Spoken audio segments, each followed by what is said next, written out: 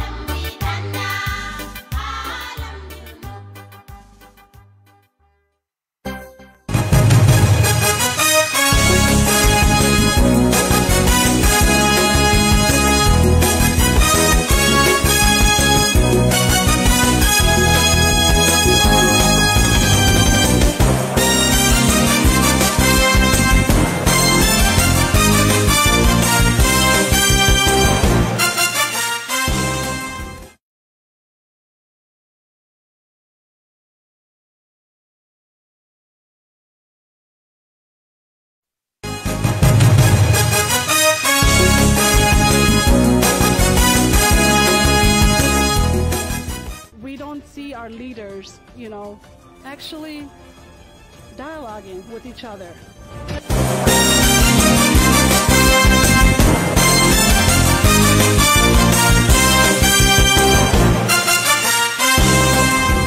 Hypocrisy of older people.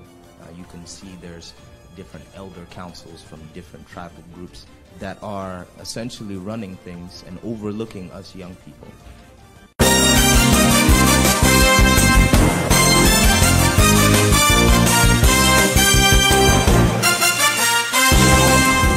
Convince that person that, please, I am me, I'm not they. Nobody even showed up to vote. It was only me and my roommate.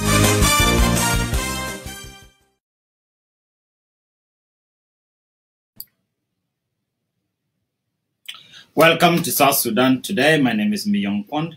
You are watching us live in the United States.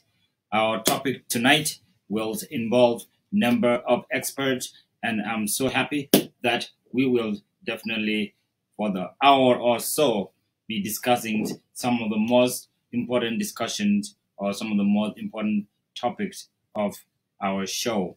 I want to welcome all the viewers, those who have been watching with us before, those who are new, those who have joined us tonight. Please join us and we will be having a great topic. I think you have seen that. That's the topic that we'll be discussing tonight. I do have experts that will dissect what will be happening. But for now, I'm going to make sure that they are all here. Some of them are already here, and we're waiting for one more person to join, and definitely we will be coming in. I'm going to give you one more music for the next 30 seconds, and we will start our show. Thank you, and go ahead and watch.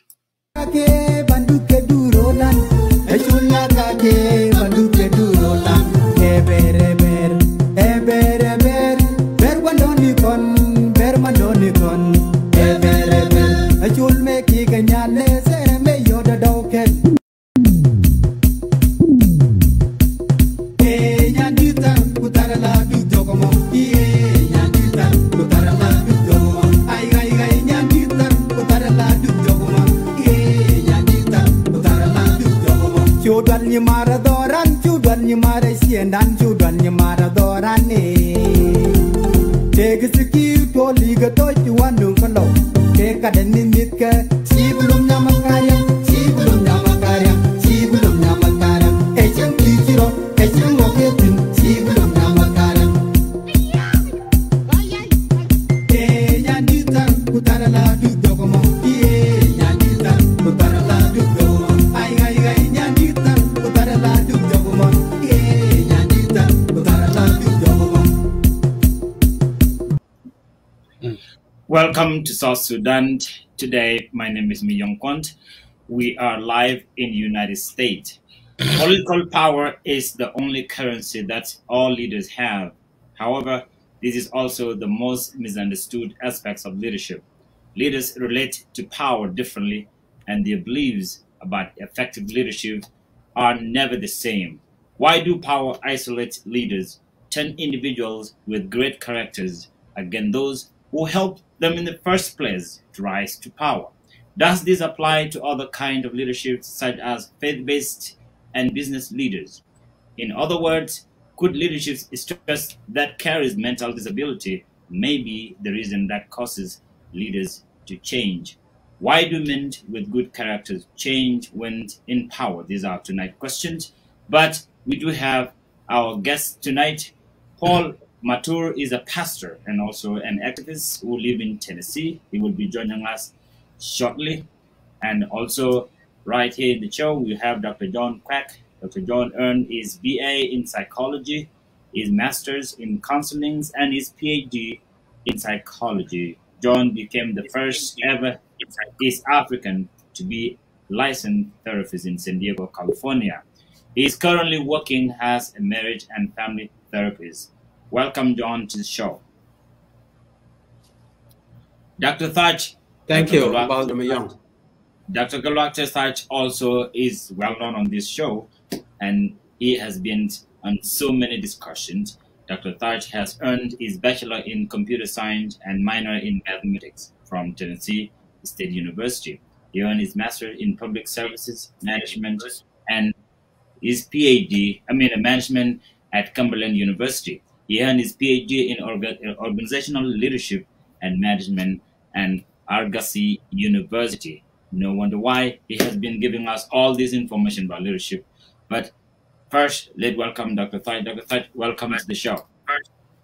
Thank you, Ambassador Myong. Nice to see you. Nice to see you again. Dr. Kwek. Yes. Thank you. Dr. Kwek, we want to start with you. Tell us, this is how we've been doing in our show. These are our traditions. Tell us what is going on in California, specifically in San Diego. Not everything about what happened the whole week, but give us the highlight. Well, so far so good. California weather, especially in San Diego, we have a bias. We often say we have the best weather in the country. It is warm, warmer than usual, but cooler than your weather, I would say. That's my bias right there. Beautiful so far. Thank you. Thank you very much. And let's see if Dr. Thaj can beat that in Nashville, Tennessee. Nashville weather has never been anywhere compared to California. We are in between Midwest and the West Coast weather. But lately, things have changed. We have not moved to Arizona yet, but it looks like our weather is so much closer to what is happening in Arizona. So that say, we're happy to see you. And what is going on in the big city of Omaha? Well, in Omaha, the real name is Good Life. If you haven't been to Omaha, you are missing the good life in the Midwest or in the middle of America. Our weather is like South Sudan weather every day.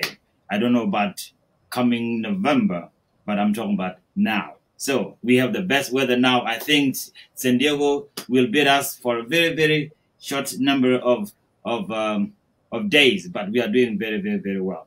It's really getting hot here, but we are doing okay. Well, let's welcome our third person that is actually with us. Hey, brother, Pastor, and Paul Matur, welcome to the show. You were a little bit behind when we call you.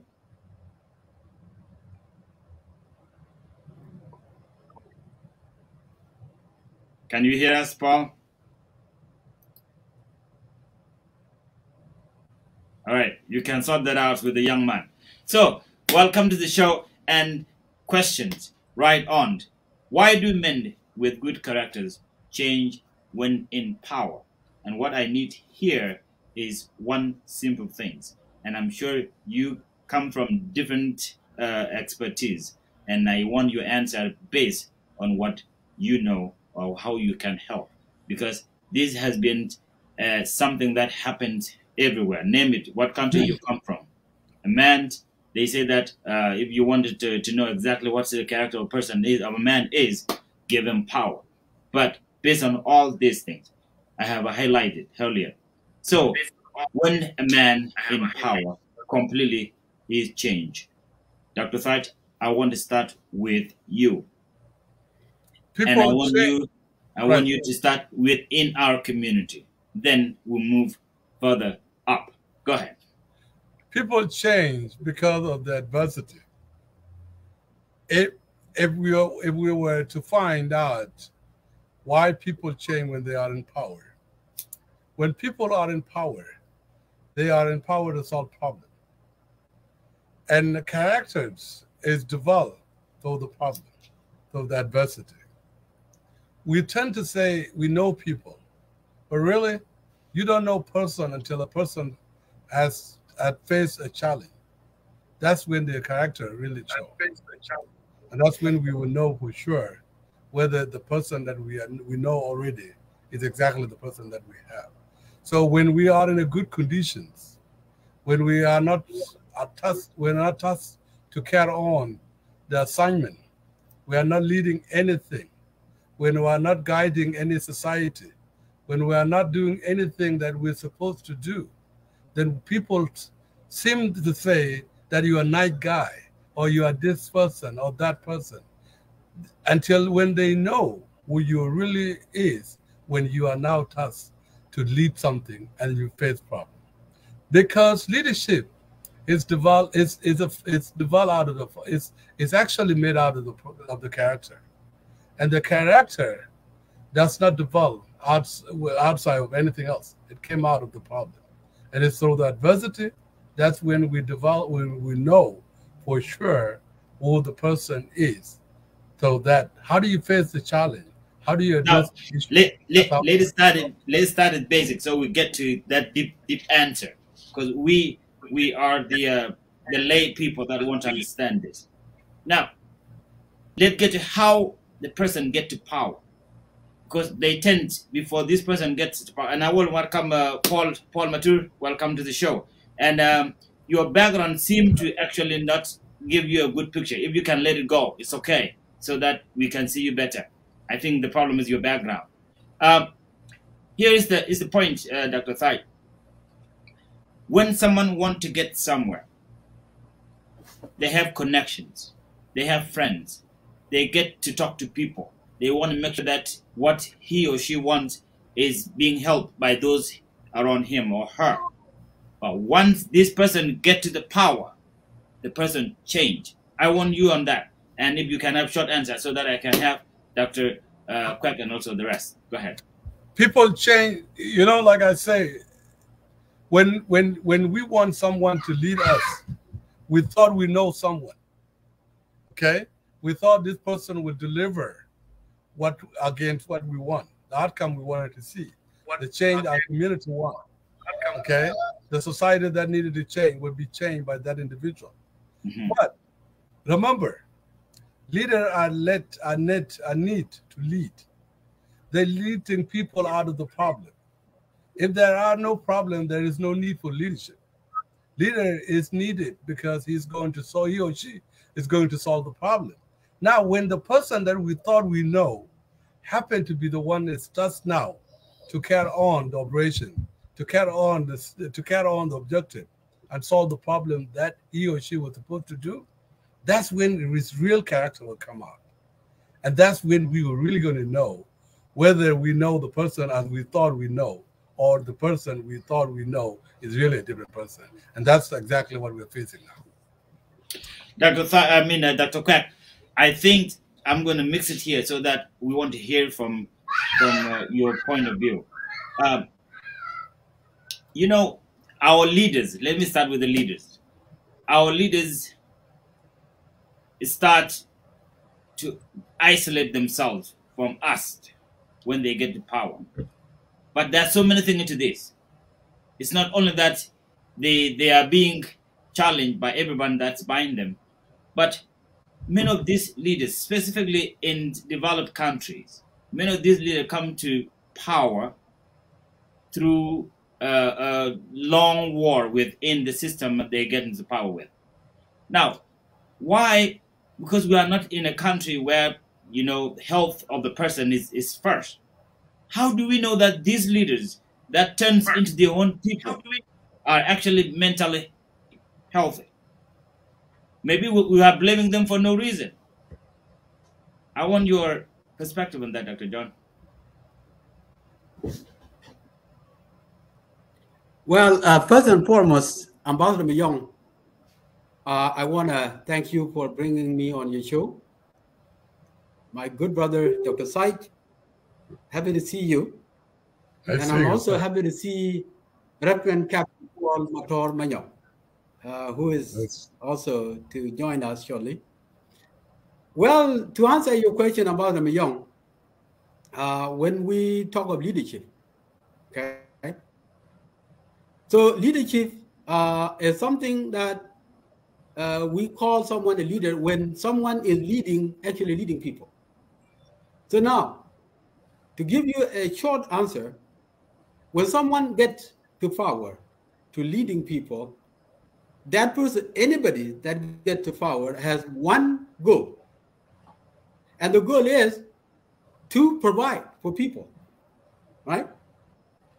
And that goal is stay with that person, hoping that I get to power, I change life, okay?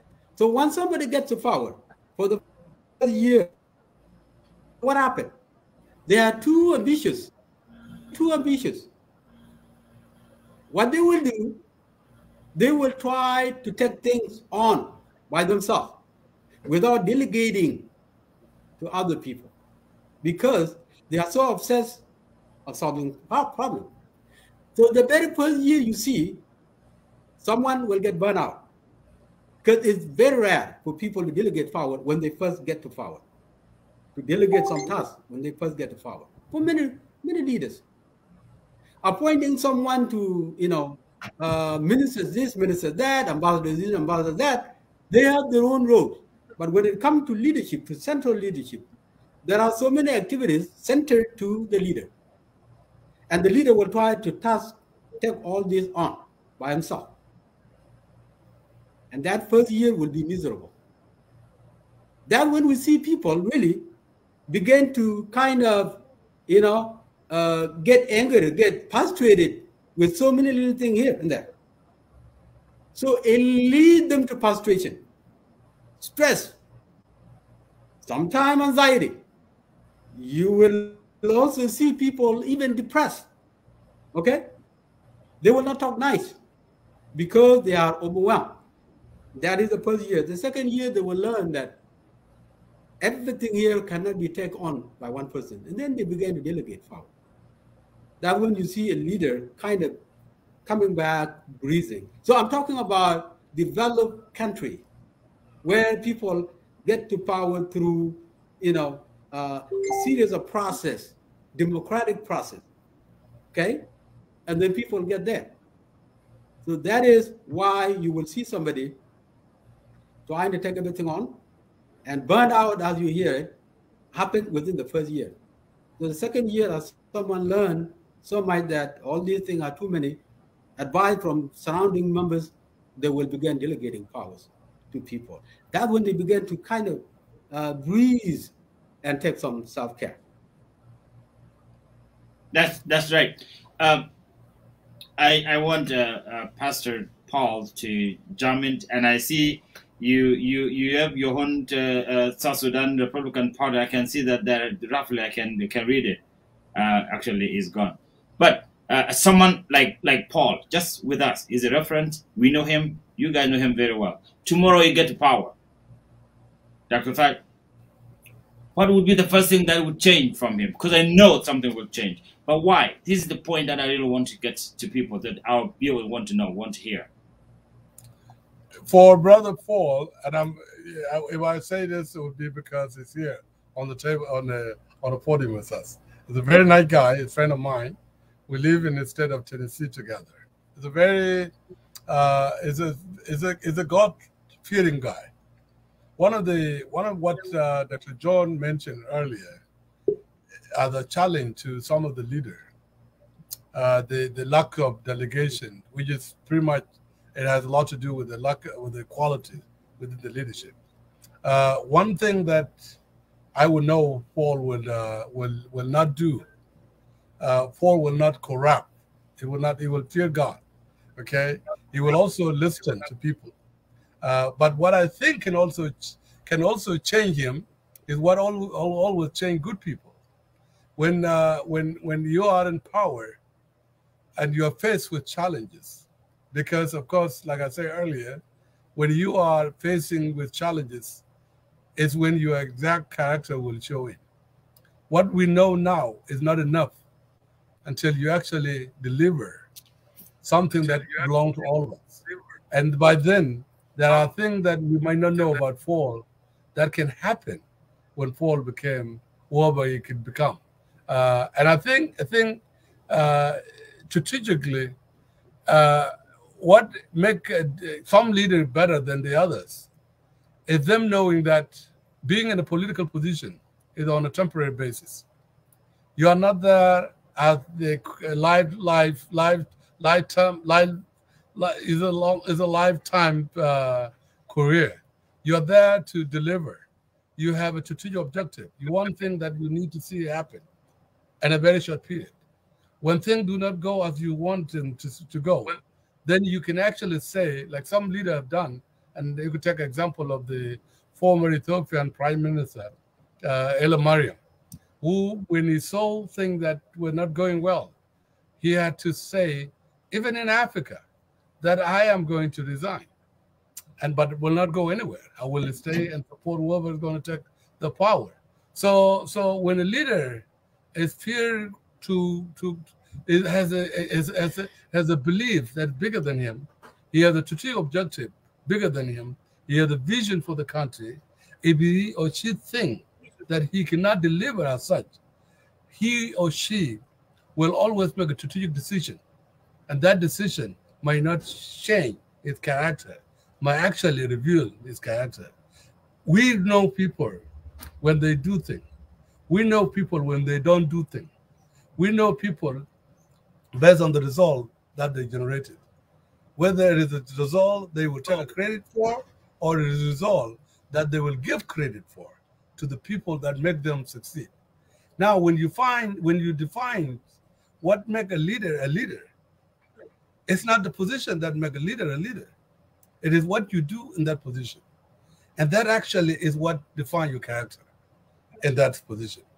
Because 1 hour of the leadership is a long time, especially if it is a strategic hour.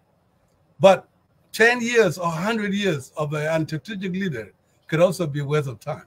Because the only thing that people will know about that person, he has occupied but not delivered. He has led but never reached where he or she want to take people to. He has never done anything else. And now this actually became his character. I want to bring Paul. I'm sure you can hear me. Go ahead and fix what you are working on. We are waiting for you. Go ahead and fix it. If you can use the wall as your background, that would be perfect. Dr. Dr. Kwep, I mentioned earlier that when leaders get into power, there are so many things involved. Before we blame them or before we lionize them, there are things that are happening as a leader. And you mentioned some of them earlier when you explained the first year becoming leaders. They divide this being a leader in the West and being a leader in the developed country. Even within developed country, there are some countries that are, I would say, semi-democratic nation, just like Kenya. Kenya is not very far from becoming with great democracy within the country. But one things that really change right away when leaders become into power, and that I want to hear from you, is the welfare of that very leader. You mentioned something very important, that people get stressed because they want out of what is happening. But why do leaders, their first enemy, their own friends, their own teammates, become their first enemies? Why? Yes, it's very simple, Ambassador Young. Yes. We often talk about in my profession. We often talk about addiction. Okay, so addiction is when you do too much of one thing over and over for a long time. You addict to it. You become addicted to it, and then to remove that addiction takes a long time. You actually have to have something else to replace that. So when somebody gets to power, they have a very limited term in their mind, right? And they want to provide within this short time that they know they will return in leadership.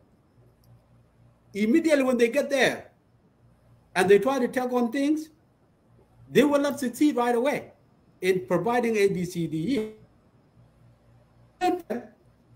Pressure will come, right? Pressure will come from left and right that things are not going on right, okay? From the society, from within the leadership as well. There will be some people who are saying, oh, this thing is not going well in this region or that region or here or there, right? That is one thing, it creates stress. The second thing, after the first year, you actually, if you're a leader who got to power in the process, through that process, you become in love with attention, okay? You are the center of attention, the spotlight, so to speak, okay? Everywhere you go, cameras here, people are dancing over there. right?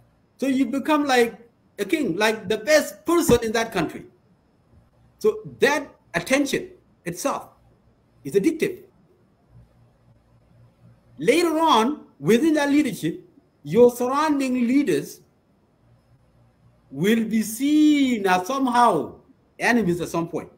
Because when somebody tries to say, oh, something is going wrong, so your immediate reaction will go to, okay, he's thinking that maybe I'm not doing well. Maybe he's eyeing on my chair. Okay? This is how leaders immediately change and turn around and see their running mates as enemies. Okay? They will see the very people that brought them, that helped them come to power as enemies. Because being a center of attention on the spotlight is something very, very important. He does not want to lose. He can do everything. And that's why we see very good people with great characters turn to killers sometimes, right? In countries where people can deliberately kill other people, right? And that is because whatever says out there, whatever reports come from out there is threatening that chair. So this leader must do everything he can to protect that chair. Addiction, That's right. leadership addiction, okay? Even eating too much food is addictive. Too much. If you want to know why people turn and become completely different with different colors, is to protect the very share that give them this attention. That is the very short answer I can give you. That's why leaders turn toward their inmate and see them as enemy. They can even exterminate them, if you will. They can get rid of them. By all means, by the way. Because they are not the one that pick up a gun and shoot, or a knife and stab someone. The system that they rule can even get rid of people, do away with people without even him knowing. Because people who are glorifying this particular leader also get used to this attention as well. Anything that comes close is a threat. That's my perspective. Thank you. Brother Paul, well, we can see you better now. Thank you so very much. You are a presidential candidate, Paul Matur Manyok. I don't know what country, but now you actually fit our discussion here. You are a pastor, you are an activist, you are also someone that speaks so many languages. That's so great of you. Paul, how do you know that tomorrow you will not turn against us? That's what you've been listening. Go ahead.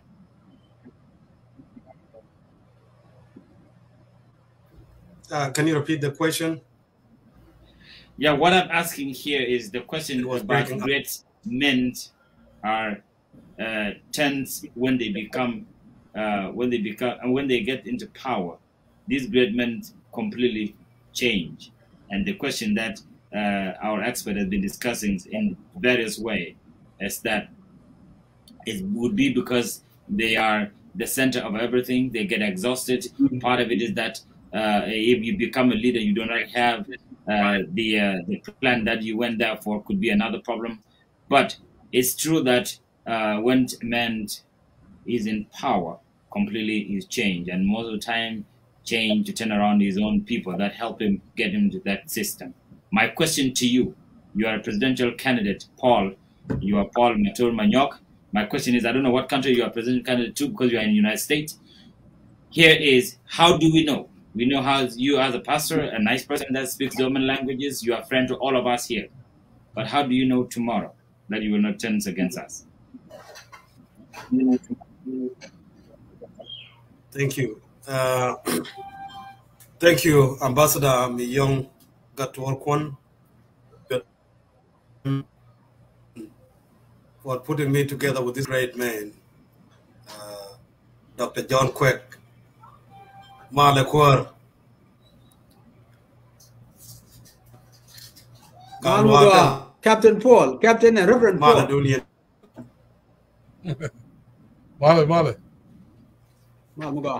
Thank you. It's a great honor being with you guys. For some of you who don't know Ambassador Miyong Gatur, there is this video when current first vice president,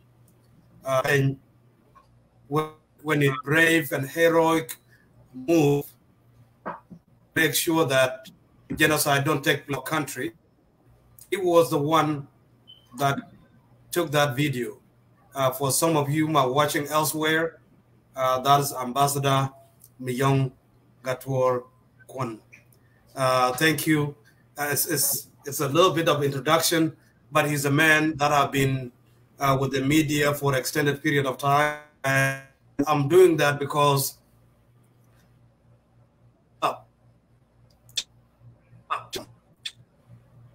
this is your country. The generation that have been taught what leadership is, they know from book that leadership is what leadership is, and that is something that you are welcome to and taught, prepared. There's something that I normally say, that great leaders are not known for who they are, but for the leaders they raise. I don't know how much time I have to answer that question. And actually, it's one thing. I want you to make it short, because we all have to interact, all of us. Great. Go ahead. A leader is someone there and his people where he has been. So sometimes we choose based on how person interact with people, how humble the person is, or how quiet the person is, depending on what area you are choosing the leader to go to. And sometimes when someone have what is known as intrinsic motivation as a leader to do what is required, and when I say intrinsic motivation that comes within. There's also extrinsic motivation, which have been mentioned by people like Dr. Taj and Dr. Kwek. That extrinsic motivation is a motivation that comes from outside. In my teaching now, because I'm a former UNHCR peace education facilitator. And so when you have that intrinsic motivation, you know that you are preparing people. And it's not easy. But your audio, somebody is trying to maneuver. Can we check your audio? Say that again. Your audio is breaking up. I see. It's either your internet connections or yeah.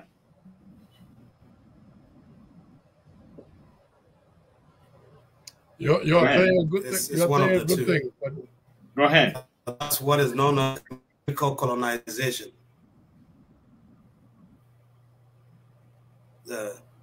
So, can you hear me now?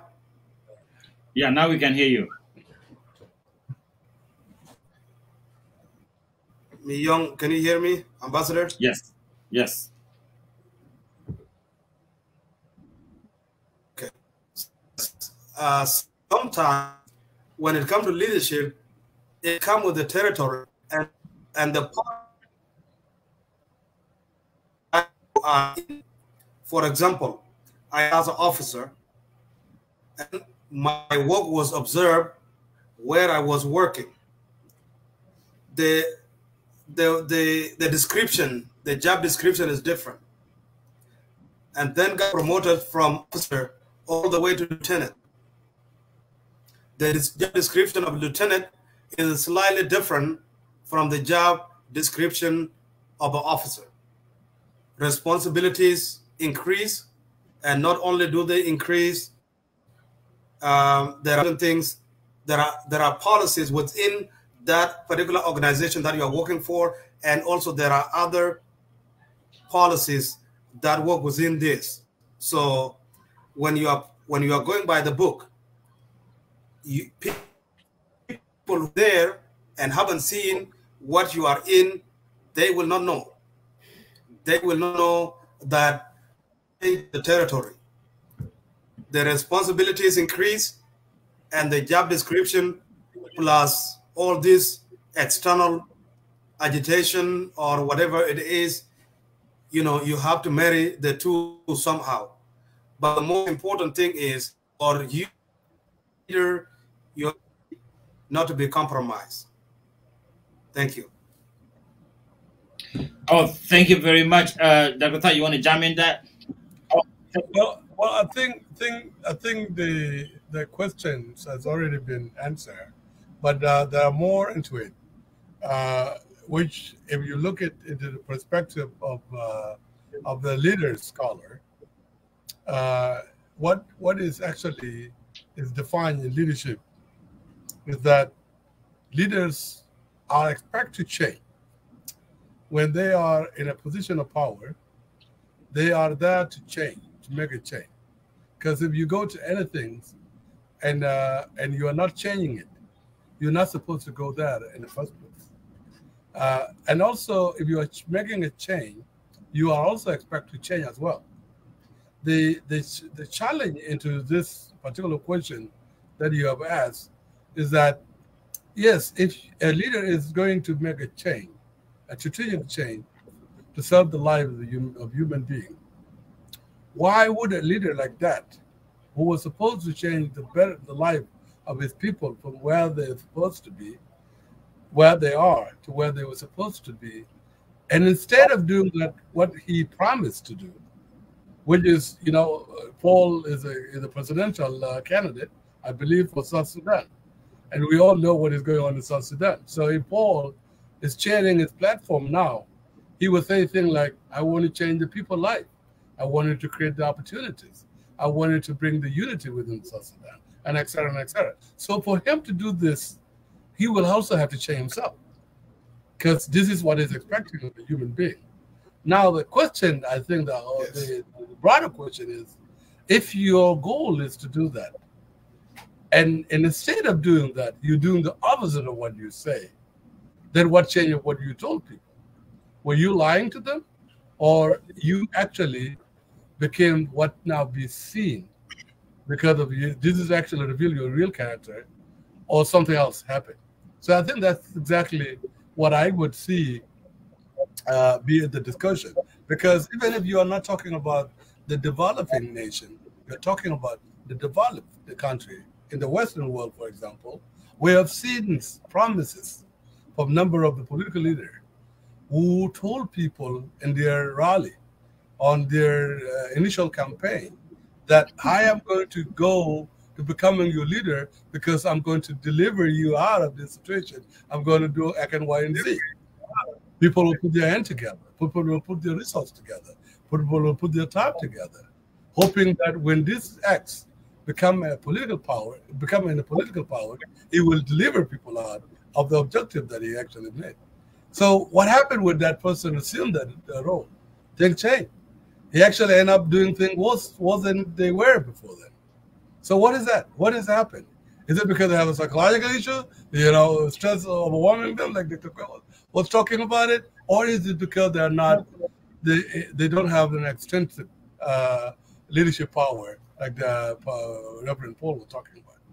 I think it is both. But if you can look into it, research has shown that effective leaders who are actually doing well, they are strategic thinkers. And the strategy, strategic thinking skill, is a skill that leader has to develop. Only 3 out of 10 people are strategic thinkers. Only 3 out of leaders are strategic thinkers. So strategic thinking is a skill that needed to be developed by so many leaders. So successful leaders are 99% strategic thinkers. So the only 30% of our leaders in the world are strategic thinkers and are successful leaders. So the question is that, how can a leader develop a strategic thinking skill to be a strategic leader, to go after the strategic goal and objective, to make a change that he or she promised? And what changed when they are actually guided, counseling, and support and you know and help by experts, by consultants. And they were told they developed their goal and objective and all that. What changed? Why did they not follow on those? Why are they not strategic in implementing them? What changed? Is it because they're overwhelmed? Was it because they see things now and they prioritize different things than what they went there for? Is it because of the resources? Because now resources is becoming also another issue. Because people have access to money. Now, when they have access to money, access to power, then maybe their face, their eyes is crowded. It's crowded with all this. And then now they shift from what they were supposed to be to what now they become are. And that actually defines the character. So I would say if a community chose a community leader, they have to make sure that this community leader develop its strategic thinking skill. Because it is that strategic thinking skill that allows the leader to develop his insights that can be shifted to his strategy. Because the insight you generated individually is what will convince you, even if you have a surrounding team, if your surrounding team are coming to against what you actually wanted to see happen, you will disagree with them. But if you don't have the insight, if you don't have the background, you can be shift right and left. You will actually be running other people's objectives. You wouldn't be knowing exactly what your vision is. You wouldn't really you're just going to be sitting on a chair that you don't even know what is under or behind or even on top of the chair. And that's exactly the problem. This is not in Africa alone. It's a problem all over now. And it has to be fixed. All right. I think someone has a radio or a phone that echo our voice. So if you can turn it down, then it will be much better. Dr. Thaj, I want also for the rest of our experts to pick it up from here. The problem is this. It's not only that you must have strategic thinking as a leader, or you must have a sure way of doing it as a leader. The problem is when you become a leader, whether you are strategic or not, you are not with the people that actually brought you to where you are. That's one.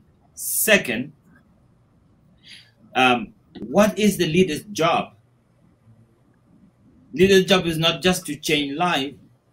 Leader's job is to guide for people to change life.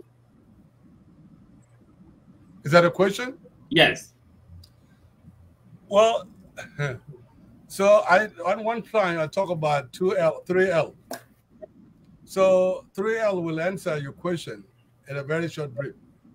The leader really is the last L out of the two. But here, the first one is to listen. You listen from your people. You listen from what people want, your constituencies. What is the problem your people are facing? What is it that your people want to see you solve? That is the first thing. You have to listen to that. After you listen to that, you learn from that listening. And now, when you learn the problem, when you learn what is needed to be done, you have to get the right people, the technical people, the people who know what to do. And then you have to lead them, your last L. Now, I have a question, another question on that first L before you get to the other two L's, right? Yes. Yes. I hear you now, and you are talking, not only that you are in the United States, but your reference seems to be in the Western part of the world. Let's talk about someone who is a commissioner somewhere in Wanding, or somewhere in Motot, or somewhere in Bor. And you know the level of education of these people. How can you listen to them when they come and tell you that, hey, my cousin has been eloped and all I need to do is to attack them? What do you get from that? People in Wanding, take Wanding for example, because I would say Wanding because that's exactly where I was born. So, okay. So let's take Wanding. Wanding in general, they have things that are needed by the community. They need the protection. They need the peace with their neighbor, with Morule, with Anyok, with the Nuer. They need to live in peace with them. They need to have the agriculture. They need to have they need to develop their thing. They need to have access to school. They need to have access to a model healthcare. They need to be able to do things to themselves. So those are the things that are strategic for the community. Now, as the commissioner of that Wanding, I will prioritize on what we can do together as people of Wanding. Okay? What is it the priority number one? Is the security. How do we develop security with our neighbor? How do we make sure this thing happens? I wouldn't do it alone. I would need their help. I would need the neighbor help. I would need the other people in the area help.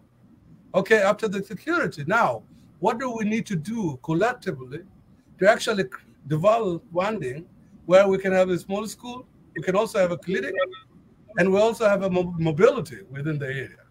That can also be done. If there's no resources somewhere else, there is enough resources in Wanding. If there is a security, people can make things happen in Wanding that can actually make them live in peace and even develop themselves. So those are the things that the leader, if I listen to what is needed, we just also know, if I learn from them, together with my community, we can work together now and prioritize one thing. The problem of some leaders is that when you have 5 problems, you can't solve all the 5 problems at the same time. You must be strategic. And this is why I'm repeating the word strategic, is because you don't know where, you cannot get to anywhere you want to go if you don't really know where you're going. You have to know where you're going. And to go to that area, you have to know what do you need to have to go there with, to take you there. Is it going to be driving, walking? Hold on to that thought, because I want you to finish it. I want Paul and Dr. Quack, you both come from Jonglei. You both come from 2 different communities. Paul is from Denka, you are from Nuer. You are all educated. And Paul speaks all languages. He can turn Nuer overnight. He can turn Denka anytime he wants. But here is the question. Paul, how can you, because there are some people within your community that say, oh, you speak to Nuer too much that actually I'm not even sure if you're actually fully a Denka. And you want to be a leader here. What are, based on the L that have been said, because I want you to finish the L's in that particular county that we're talking about. But Paul, how can you convince, as a leader, someone from Dr. Quack's community who has nothing to do with what people in your area are doing, but has a leader, how can you listen to them? And the point is that they don't like where you come from.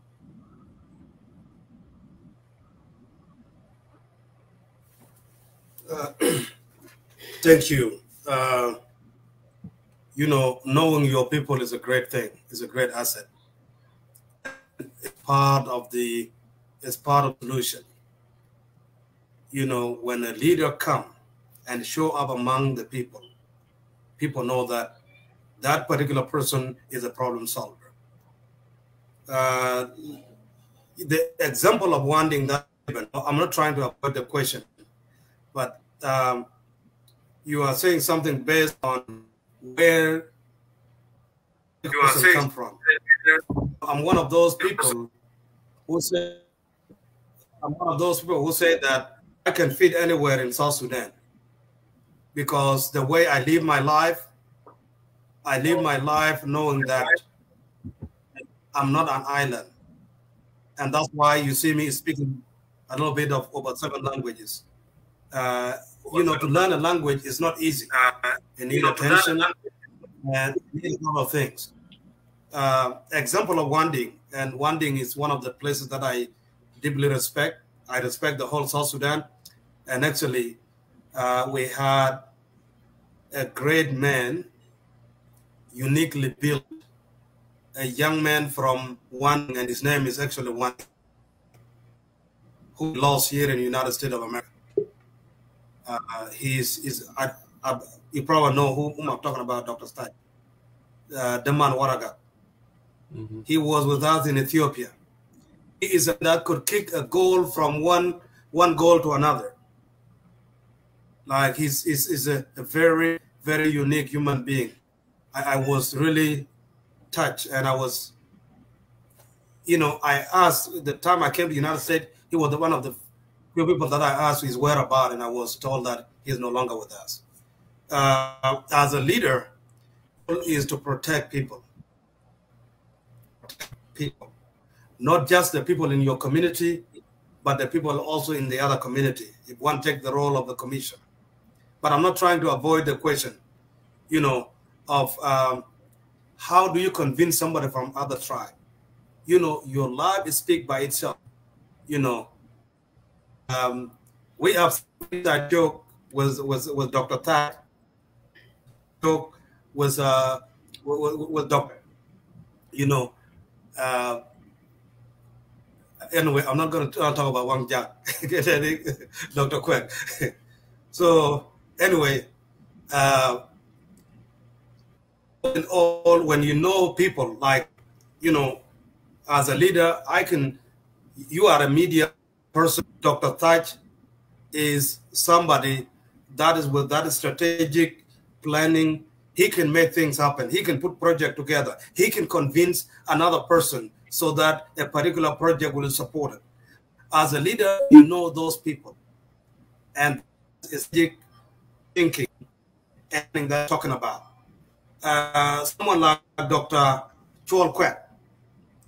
Dr. Chol Kwek is somebody that have studied leadership, and not only leadership, he studied psychology. And he has helped people in various areas. And actually, at some point, I claimed him as my mental health doctor. And when I'm traveling, you know, as a psychologist, I heard it earlier that I've been mentioned as a captain, a lieutenant, and all those leadership positions. When you are in charge of many things, including money, weapon, and all of that. So you have to be psychological. So others have done a homework and cross position.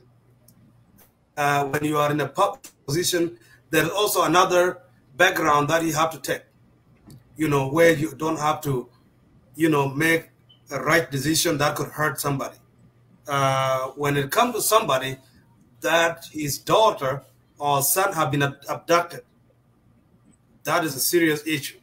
What I can do as a commissioner, if I put myself in the shoe of a commissioner, as soon as I get sworn in as a commissioner, what I will do is have a network of other commissioners, know what my powers are, whom I could count on if somebody have entered and take a child by force.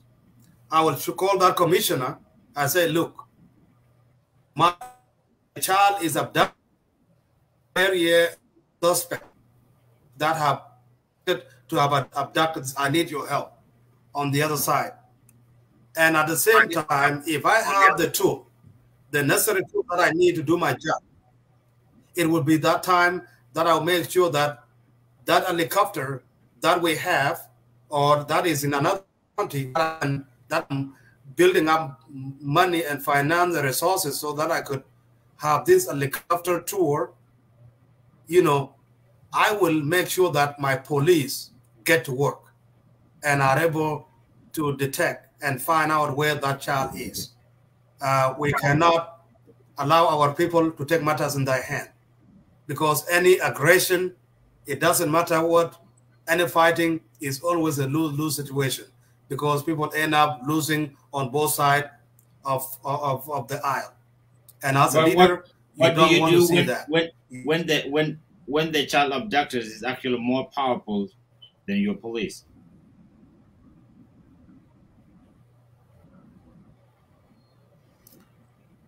Thank you. Somebody said one time that if it's taken away from me and I'm left with the art of communication, I'll gain everything that I will communicate as a leader to make sure that those that are being utilized against innocent people can be redirected. Innocent people can be redirected.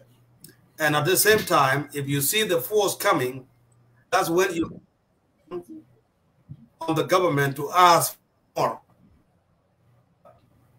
All right, thank you. I want to go to Dr. Quek. I want to go to Dr. Quek because our time is running up.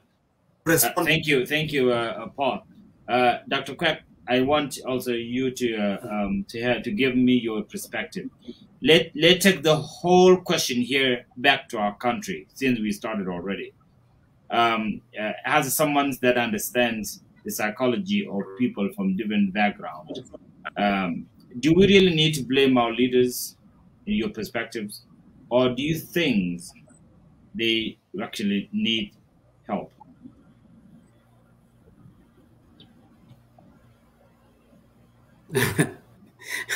Everybody need help. About young. I know I do. That's for that matter. You know, Plato. Yeah, Plato once said, "Head of a state or a state should be led by philosophers, who are also lovers of wisdom, which is where the word comes, which is wisdom." Then he continues saying, leadership is the duty of a philosopher king. Okay, a duty of philosopher king who acquired the technique and skill for the art of ruling. So he's saying, if you want to get to power, you have to acquire this knowledge, right? Knowing human behavior. So taking this back there are so many leaders around the world, including our country. Leaders, we're talking about not only the head of the state, leaders are leading their own group of people. Some of them do not have the capacity it takes to provide. Why do a leader wants to be a leader, want to be in leadership? Is to provide services. Summing up everything here, when you get to power, so ambitious to provide services, okay?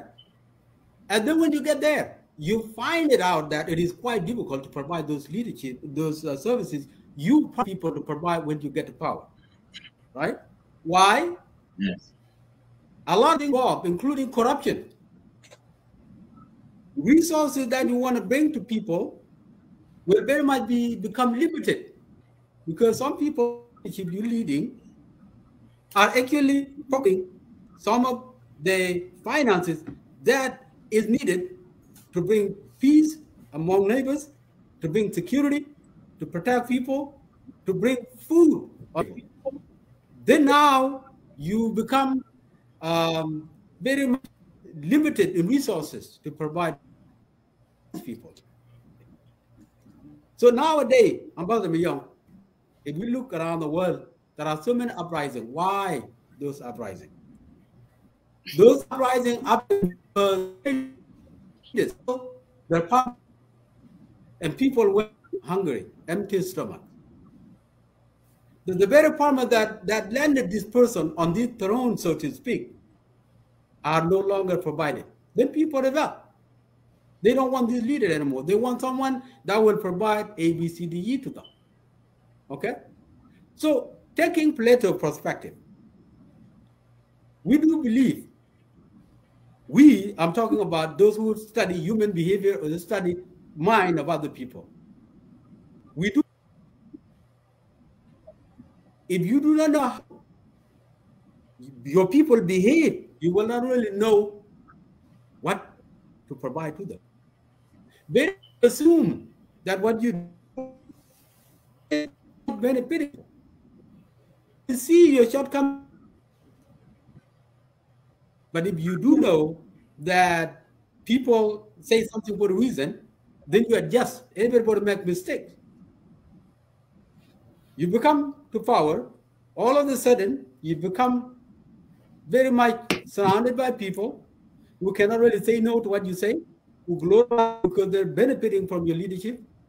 And now you're a center of attention, I say again, then you lose sight of the people who brought you to power, okay? Now it becomes very easy to even go to a crowd of people telling them that plan for tomorrow because you're scared. They can, okay? So what happened?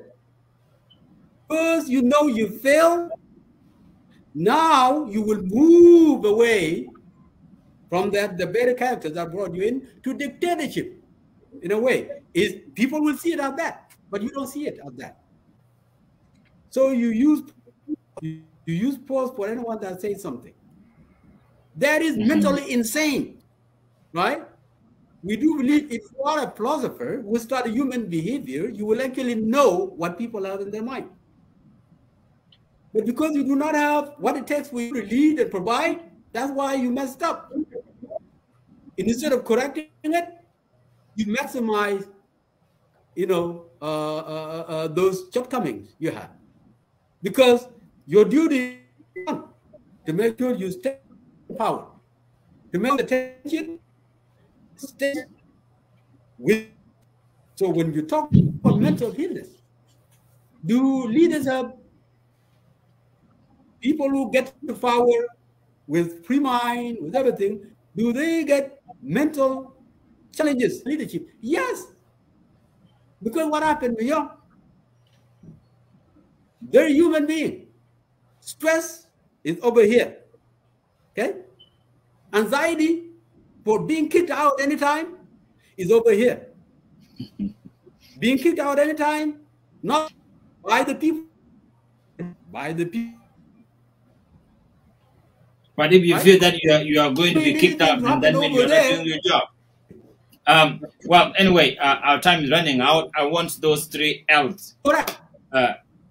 Dr. Fight, I want those 3 L's to be applied in one thing before we get to go, so that the rest of the experts can give us their own recap of what we have discussed. But apply those 3 L's in one of those countries. You can apply them in Ulang, you can apply them in Nakoba, you can apply them in any city, town, or in the government of South Sudan. I think one thing people need to know, Ambassador Young, if I wanted to give you medication now, if I say I see you are sick, I'm going to write you a prescription. Will you take my medication? Oh, yeah, knowing that you are not a medical doctor, I would think twice. This is something that people need to understand. Leadership is a skill, like another skill, that people can learn, that anyone who is interested to learn it should learn it. It is a skill that has also formula, like math. I'm a mathematician myself. I told people at one point, one of my colleagues, when I was an undergrad, he told me I'm not good. I'm not good in math. I can't do math. I'm not good in math. I told him, if you are not good in math, you can't do math. You might not be good in anything else too, because there's nothing in life that you can do now that does not touch math. It is just like leadership. There's nothing in our life that you can do and be succeeded in it without having the leadership skill, from the family to anything else. So the only challenge is, how do you develop your leadership if nothing can be successful without leadership? And I mentioned something earlier, I think it was yesterday on my timeline, that leadership and system are what make things happen. Any institution, any society, any community that does not develop leadership and that does not establish a sound system, that institution, that society, that community cannot go anywhere. So take the L1s. Let's do the L1 in Bhutan, for example. What are the people in the Bhutan wanting to see happen? Or in Akuba? What do they want to see happen? People they want SPLMIO to leave. How can you? If that's what they say, they might have a reason. If that's what they say, they might have a reason.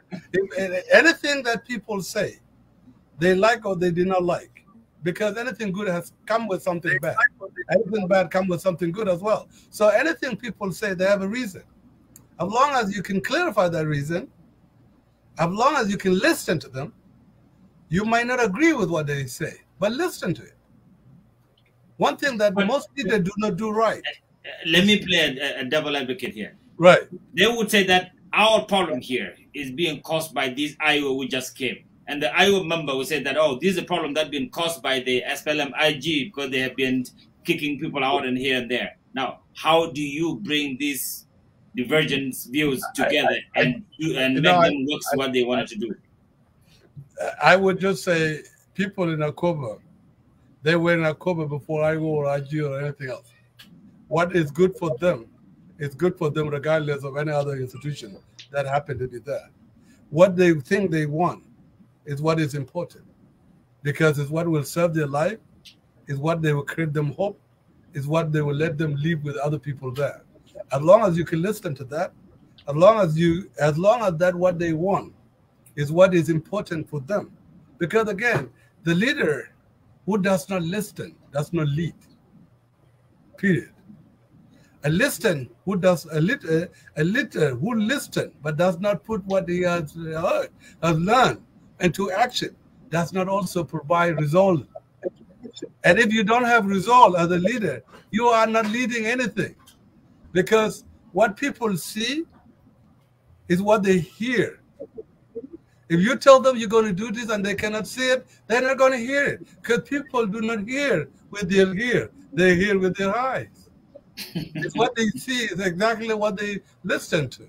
And when you say you are a leader and you have listened to their problem and you learn from their problem, you have to deliver.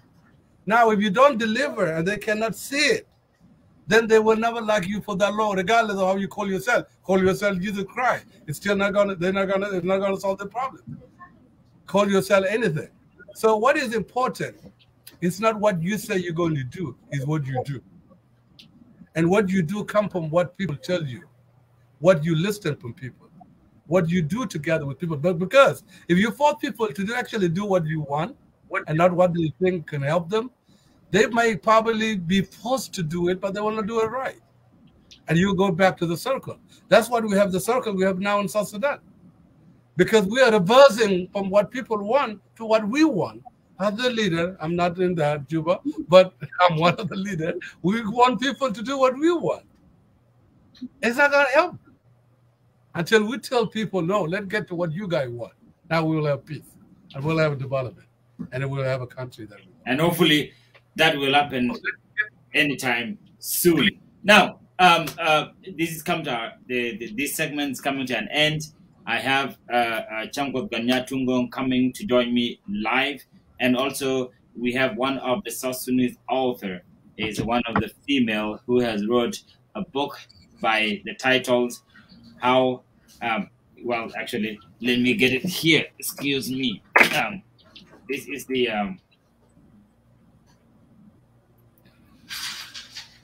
I can't see myself here. What did I do to the whole thing? We're seeing you.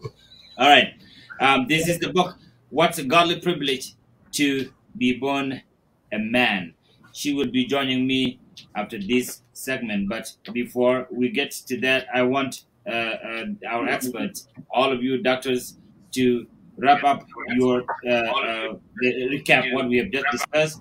And I want to start with Paul. Paul, if you can give us a minute of your time and say the last thing so that we can come to the end of this, and then goes to Dr. Quack and Dr. Fight. Paul, go ahead. Thank you, Myung. And when you mentioned the title of the book, is that our sister in Canada, Nyaziel? Yes. She's Tabitha.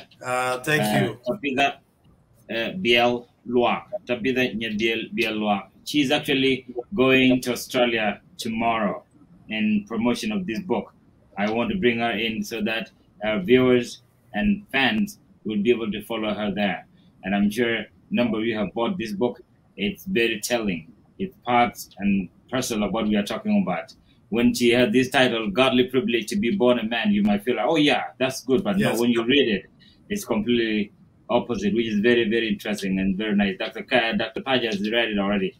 Go ahead and give us your recap. and Dr. Taj also have a book, so it would be a good time also to bring those books. I had the honor of bringing all the authors from South Sudan. When I had a meeting in Washington, D.C., Dr. Taj was there, his book was brought, and several other books. So, yes, I want to encourage all of us, to those who haven't purchased the book, to encourage our sister, and she's not the only author as well. It was launched in Juba by one of our young ladies, and it's like my mom's wildest dream. You know, some of the books that are being written by our beautiful, we're proud of them. Take a minute and go there to convince people across the tribal divide and all of that. You know, listening to people is a good thing. Tell me, Allah, the demand on the Bangijrat. You know, Bangijrat says something important. And he actually put it in a book, in a song. You know, and he went ahead with some of the leaders. He mentioned Taban, he mentioned, and all of that. So it is time for us to realize that go bana calm down bana lot. South Sudanese bana calm down lot. For people who still you know, are divided by the tribal thing. And with respect of time, I want to conclude with a quotation that was found on the tomb of the 12th century. It says, when I was a child, I thought I could change the whole world. And when I was a youth, I thought I could change my country. And when I got married, I thought I could change my family. And now I'm dying and I have realized that I can first change myself. And perhaps by changing myself, I can change my family. And by changing my family, I can change my country. And perhaps by changing, I can finally change the whole world. So change that as individuals, as made by various leaders here. So, and once that change, it affects ours, and it go. And actually, Dr. Sataj mentioned something important. There are people who by name Echo that don't take leadership position, like Mother Teresa. Mother Teresa is a mother. She don't have any other title besides being a mother. And she did what she does best consistently. Mother Teresa, we have people like Good Samaritan. Good Samaritan doesn't have any other thing than being called Good Nuer, you know, or Good Monjang or Good Dinka. He used to do something that Good Samaritan does. You know, there are people like who affect others. You know, my kids and Dr. Tite kids, they're like, no, we want to see our cousins and all of that, you know. And the same thing to Dr. Chol Kwek children. You know, they miss uncle. You know, and I cannot leave California without going to Dr. Kwek house, and actually is my home away from home. That's why I was talking about earlier. That's what we used to eat with Dr. and really good. And also, Dr. Thai take a community.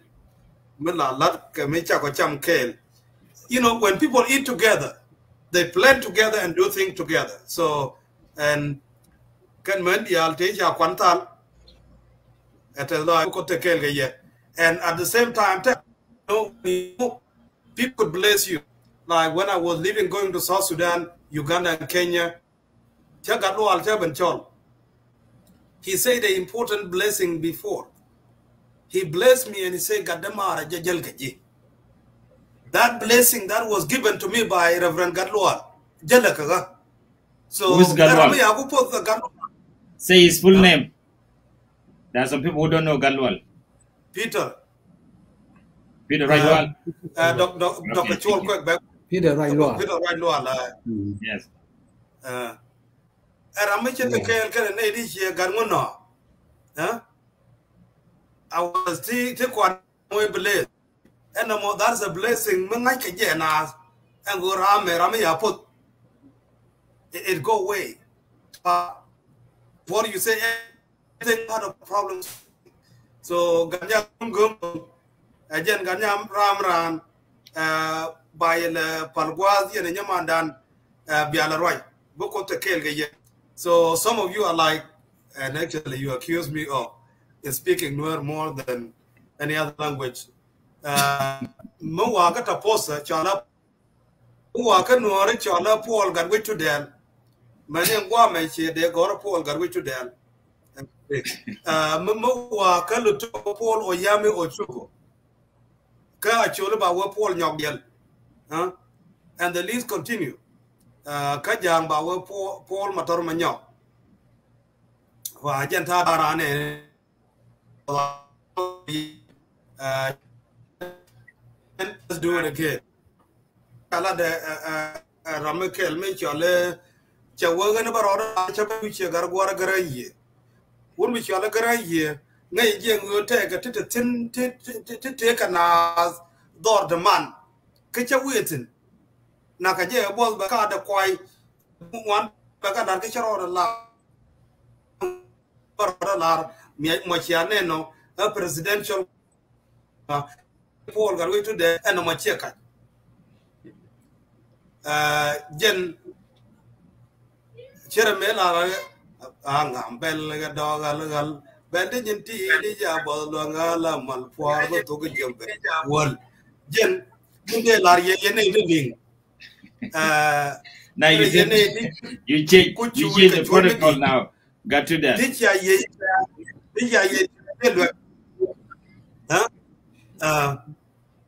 Take a major that I was a ye tail look. Nady I ye tail look. Bubben cover your look. A Jim de Laria. Laria Boko to kill a year cover Ben Kawa Michinan. And a shower. Wama lot. Shower or jubber. Shower. Shower old Johnny. Kabella Ben. Take a amateur to you, Paul. Come on, we don't joke is a Christian Equatoria. And Mumo can walk. Kajuba was the tongue wanted the thing. Oh, Gary. I killed my yard, didn't put a cane gallear. I thought Sudan that can a jail gall you. I will a bell. And then I was just.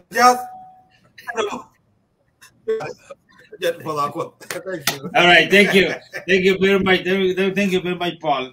It's nice to hear from you. We will bring you another day so that you will have enough time to talk to the people. But people wanted to know, are you running as a president in South Sudan or in the United States? Short answer. For South Sudan, it's actually South Sudan presidential. But the whole thing doesn't take it all. But yes, I have been to Australia before and I will come again.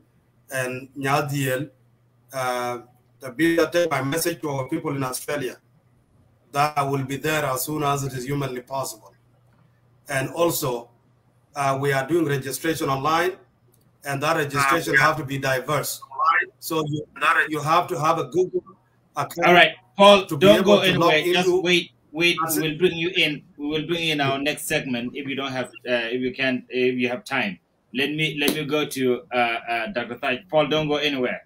Dr. Quack. Dr. Quack, give us the recap in 30 seconds. Paul has cheated us for more than the 5 minutes he's supposed to have. Go ahead. Yeah. Okay. Well, I just wanna. I just wanna commend my panel members, Dr. Said, Reverend Cap, and the host, Ambassador Miyongkwan, for sharing this wonderful with me, or sharing it with you. So what I want to leave with you, if you're a leader out there, in your own capacity, you may not be a head of a state. You want to pay attention when you get to power. Make sure you act on your promises. Because why people turn against you, why people make rallies there saying is because you fail to provide what you promised them to provide. So also to protect your good health and good mental health, you have to pay attention to work pressure. You got to take care of yourself. We call that self-regulation, meaning get some powers to other people around you. Yourself, make sure you have some, leisure time out, because other people will be doing what you would stay in one place to do for the entire day. You do all the time from sunrise and sunset. Delegate powers, okay? So you will have time for yourself. Also, if you want to get the power, if you want me to vote for you, I must first know that you have what it takes for you to be a leader. People go to power just to get there and learn how to. I thought I mentioned, you must be a good listener, okay? Good listener meaning you pay attention, you listen attentively, paying attention, right? And learning from it. Okay? There's one of them. There's another people. And other people follow you, you walk. There's another way around. Bring resources. Show people how a country can be. If you do that, you will be a favorite leader. Even if you are out of power tomorrow, people will. Without further ado, work pressure brings mental illness or mental health issues. Number one would give you immense stress, anxious for not providing what you promised to provide to people. Depression for having a prolonged stress. You will end up depressed. Then it will compromise your good mental health. You might even end up having a physical manifestation of health. So that's what we do. We advise people all the time that, yes, you may do whatever you're doing, pay attention to your good health, good mental health. Without further ado, thank you. And I look forward to another one when time comes. Thank you. Thank you very much. And we really appreciate your time for coming, Dr. Quack. We will always be calling you when times allows, because we need your help when it comes to the thinking of people, because that's what we specialize on. Dr. Thatch, if you can also give us your recap and what our people want to go home, go sleep with tonight. Yes, Mother Young, thank you again, and thank you all presidential candidates, Mr. Paul. Dr. Thatch. Yes. I want to thank you. I want to thank you for the work that you have done. There are quite a few refugees that have come through the help of Dr. Thatch, and I have met of them. So I want to acknowledge that, and it's not just only South Sudanese. Thank you. Thank you. All over the world. So thank you, Dr. Thatch, for the done with your organization. Thank you. Thank you. Thank you. And I also want to thank Dr. Quex, and hopefully we'll share the forum again the next time.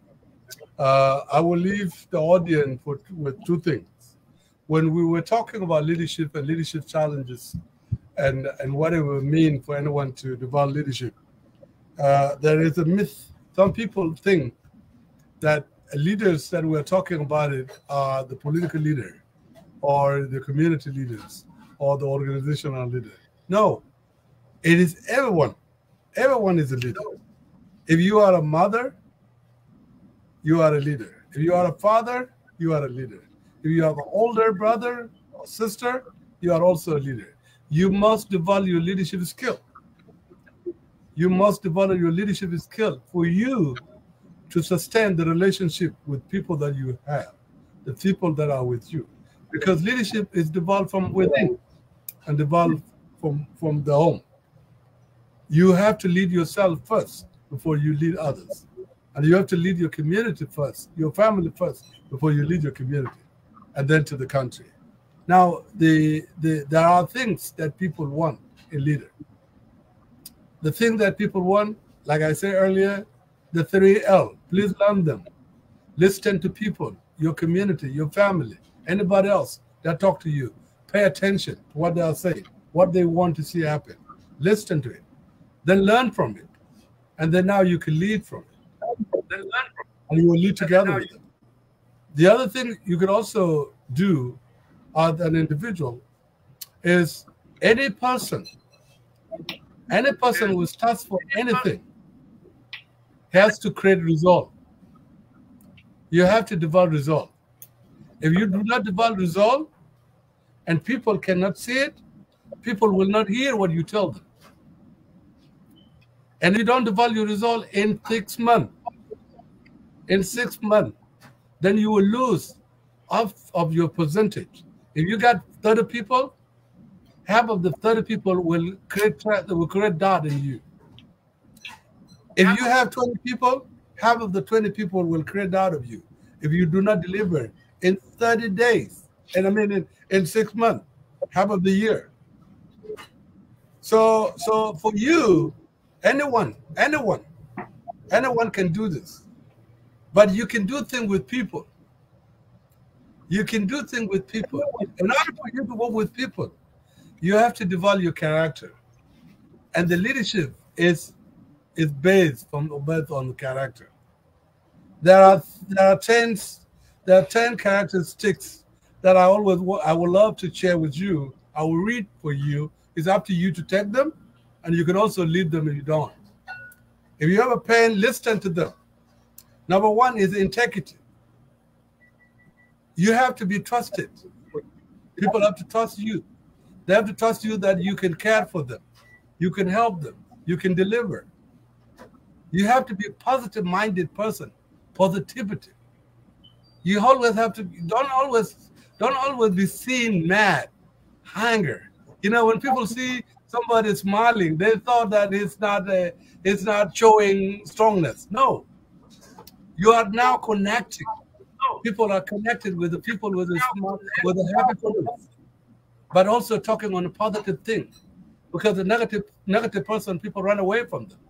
Be a positive-minded person. Develop that skill. Develop to be passionate. You know, be passionate with what you do. Be passionate of what you are for. This is very important.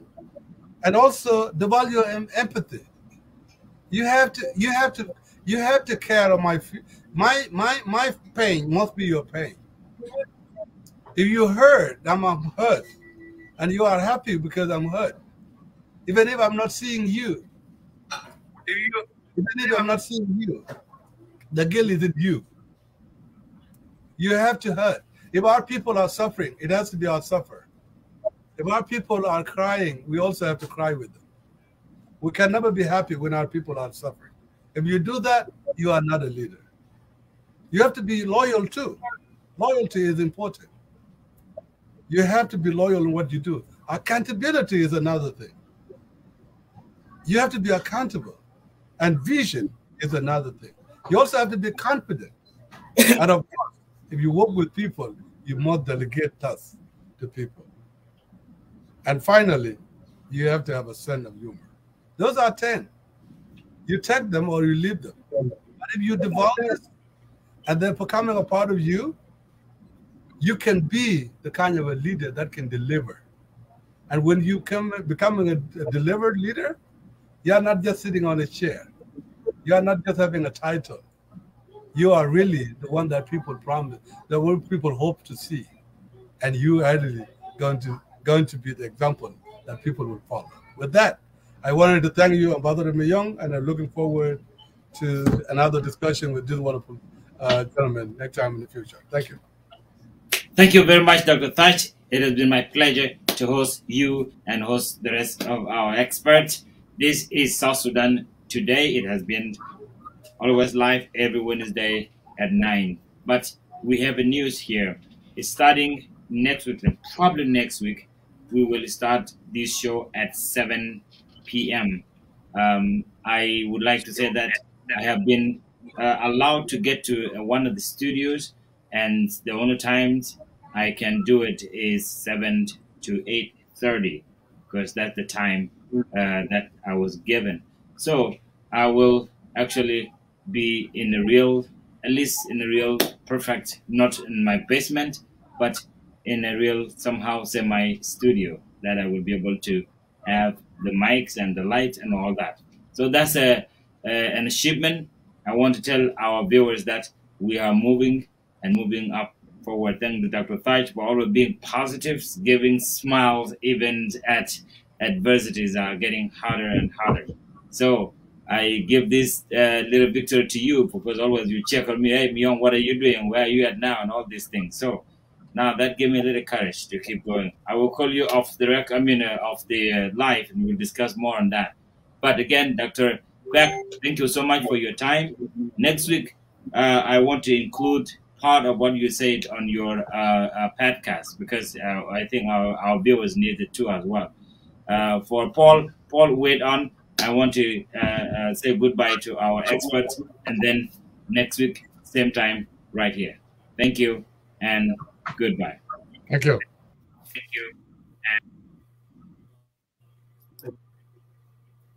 Paul, as we wait for sister, yes, as we wait for sister Tapitha Nyadiel to come in, I'm sure she's actually here with us, but she hasn't come in yet. Nyadiel is one of the authors, a South Sudanese woman who is still even going to university, and she wrote a great book, just like our sister Nyajok, who wrote books as well.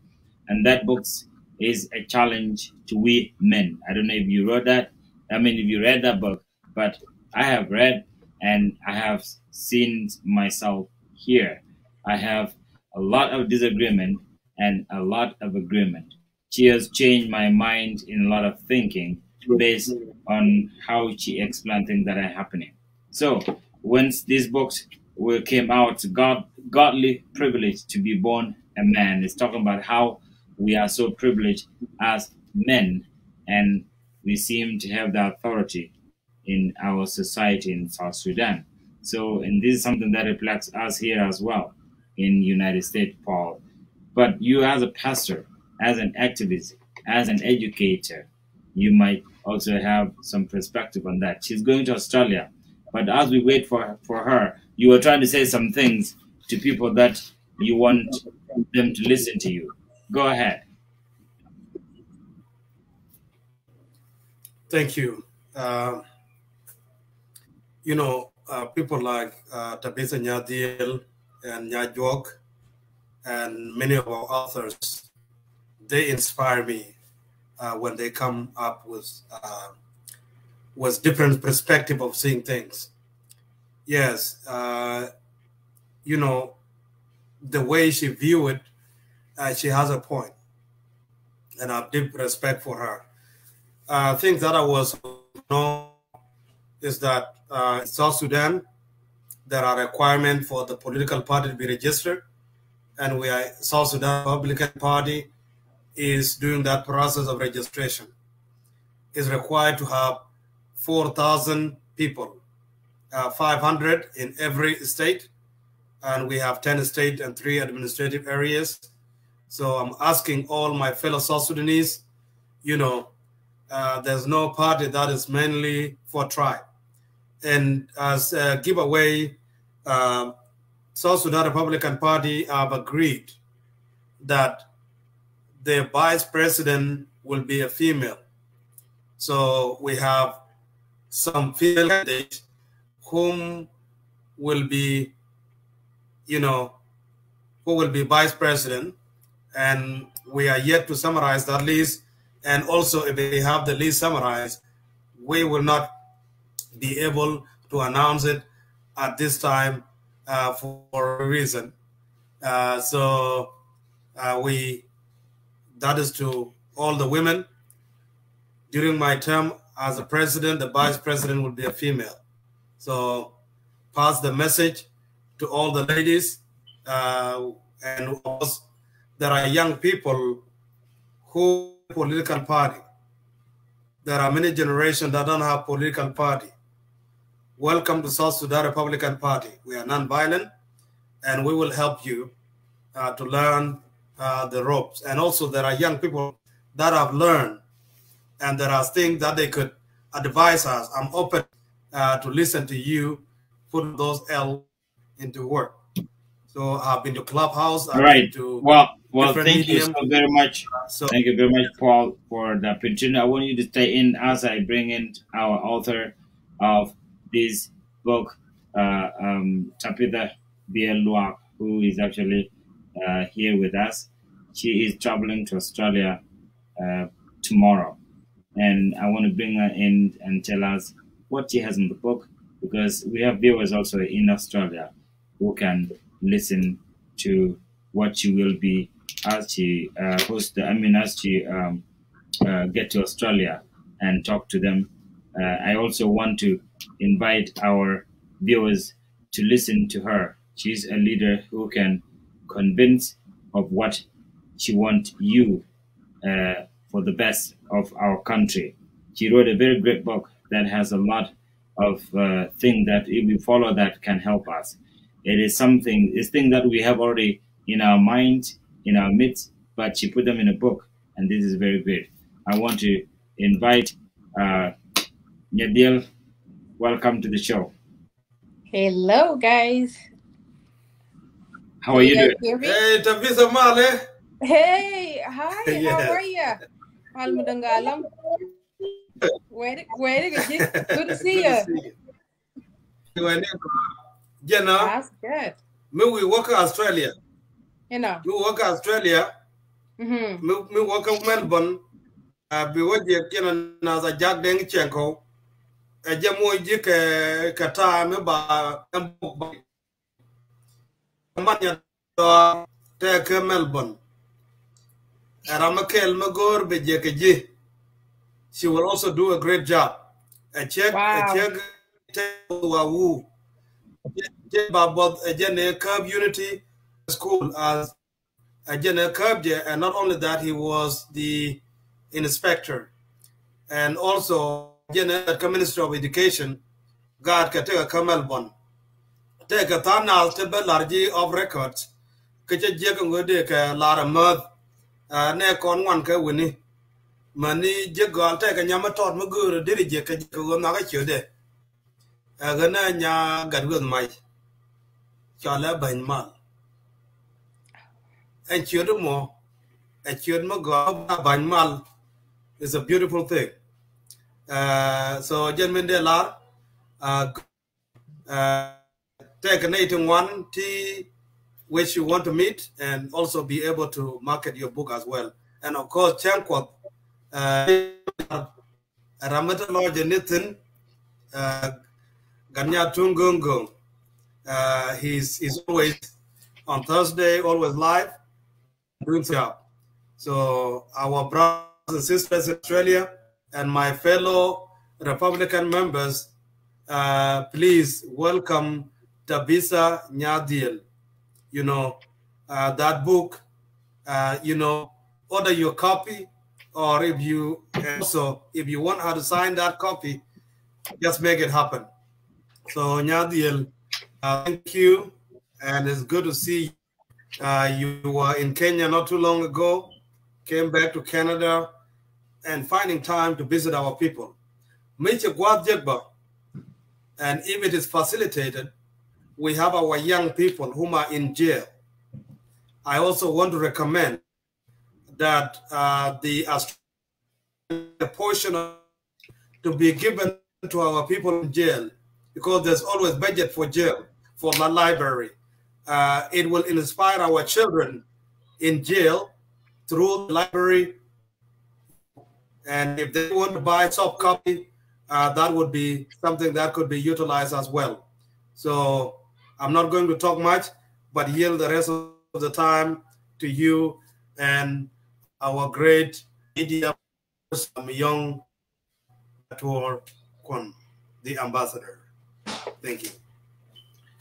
Hey, thank you, Paul, for that impromptu speech that you have given on behalf of our sister Tapitha Nyadiel Biao. Tapitha, I can't explained enough of what is this book about, but you have a chance now to tell us what is it that's so important that our people want to know. I understand, you know, our differences when it's come to your book and where we really meet together. But give us a highlight. There's people who have not seen it, who have not heard about it, but what is it that they need to know, seeing you now live? Go ahead. Thank you so much. Kenyam de Laratas Loy, Kenindu Paul. I know she called right a few times, and I've never seen you on live like this. So this is very interesting. Thank you, Riatin Chilat. Thank you so much. They are the best because, again, you know, when we come up with things like this, when we, the Sudanese, your daughters, your sisters, and so on, became, you know, authors, because what you're doing in the next while, mogurum balat kuwi muwo bene balagwade, Canadian guri balalat way Canadian matam. So really, what you're doing, encouraging us and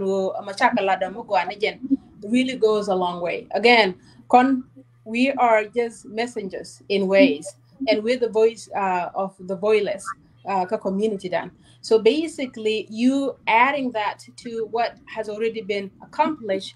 That is so powerful. So thank you so much, and I'll try to meet whoever is available. At the same time, they go to you go ahead and let them know that your deal is coming and the book is available. It will be available, and everybody who want to have a copy of that book will have a chance to get it.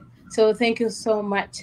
And my friends, thank you so much. I know you and I have our differences, of course, and we know too where we kind of meet headway because, again, I really love and appreciate the fact that when we talk about what we're talking about here, it kind of brings, you know, different perspective. This is the whole point.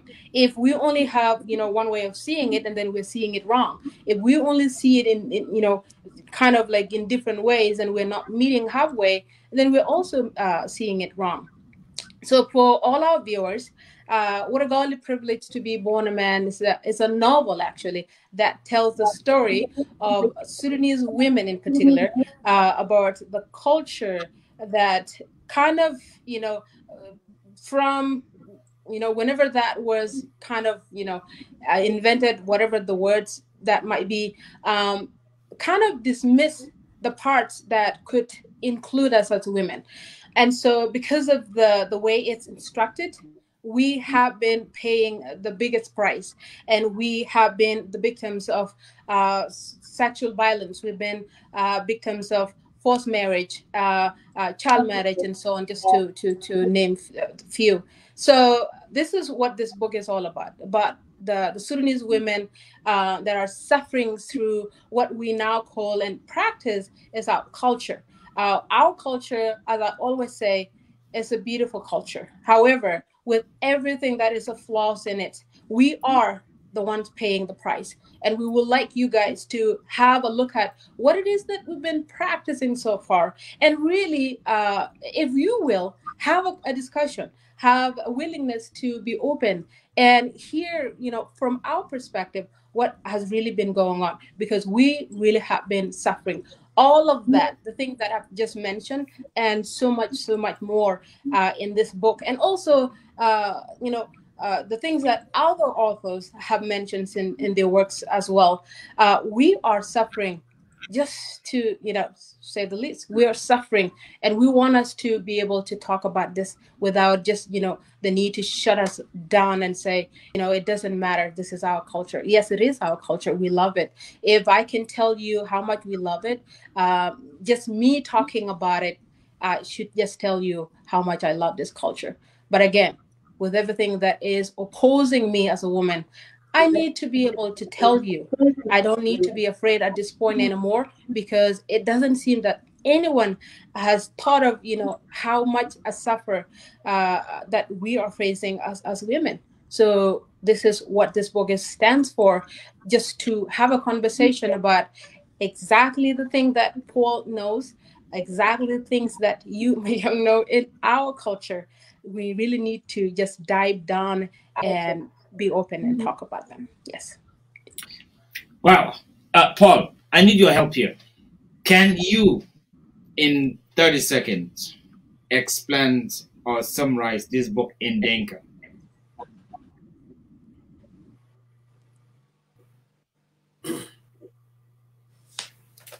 Yen wo chaka mo pung kene pung chi got ku ke jam mana de ke yen ye ke pia de dibi ke ye mo ku kene jam ne bia de dia ye kan gung dia yen ke ke le bung kene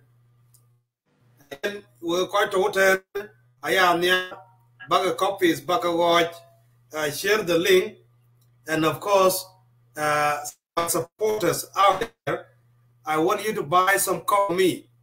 And actually, I want one copy signed to go to Benmal. So I want you to order the copies, and then if nobody buy it, then let me know the visa, and we'll kind of call. But I want some of you to buy book for people like Benmal. Benmal is very young girl. Is a young girl, but I want her to hold that book. I also want some of you who have connection with the Australian government to buy those books. It will encourage our young women, our young men in Australia, and not only Australia and also elsewhere.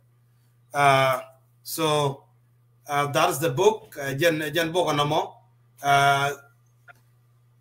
Jen ba te gram kel me de banjo ta mas a che nya Nuer te ka Melbourne a che wuro mi chol de malwal mabur. So when we work Australia, make sure you meet her. Te te ne dum wana wini mane ramada ne ka on a social media mi chole te ka Sydney Australia kwe we any ka Australia jeng within Melbourne. We'll be in Melbourne. Melbourne. Yeah, I think I said it right. Mani nya William Nyon. Yes. Mani nya do yeah. And also that Gordon Kang was there too. So he's inspired our people. And also many Nyamandan Ninya Lul you'll tell. If you have time, and you'll tell. Not really. Oh, yes, the singer. Yes, yes. Yeah, Panan Nyapal, yes. Yeah, Panan Nyapal. That's my cousin. I don't know where you get that tell from.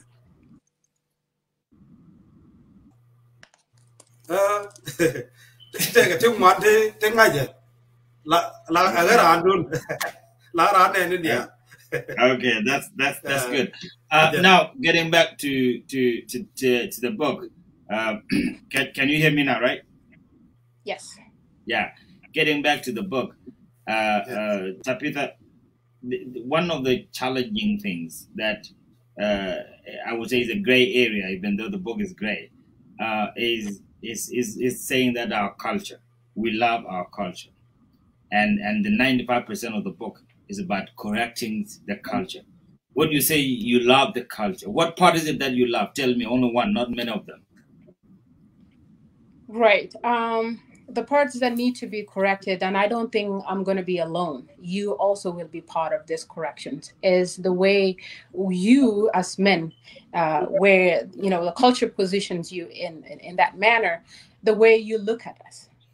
The way you look at us determines how you're going to treat us eventually. But there are actually reasons for the way you look at us, because if there aren't authorities, there aren't things that dictates how you're going to behave, and then the way you're going to look at us as well will be different.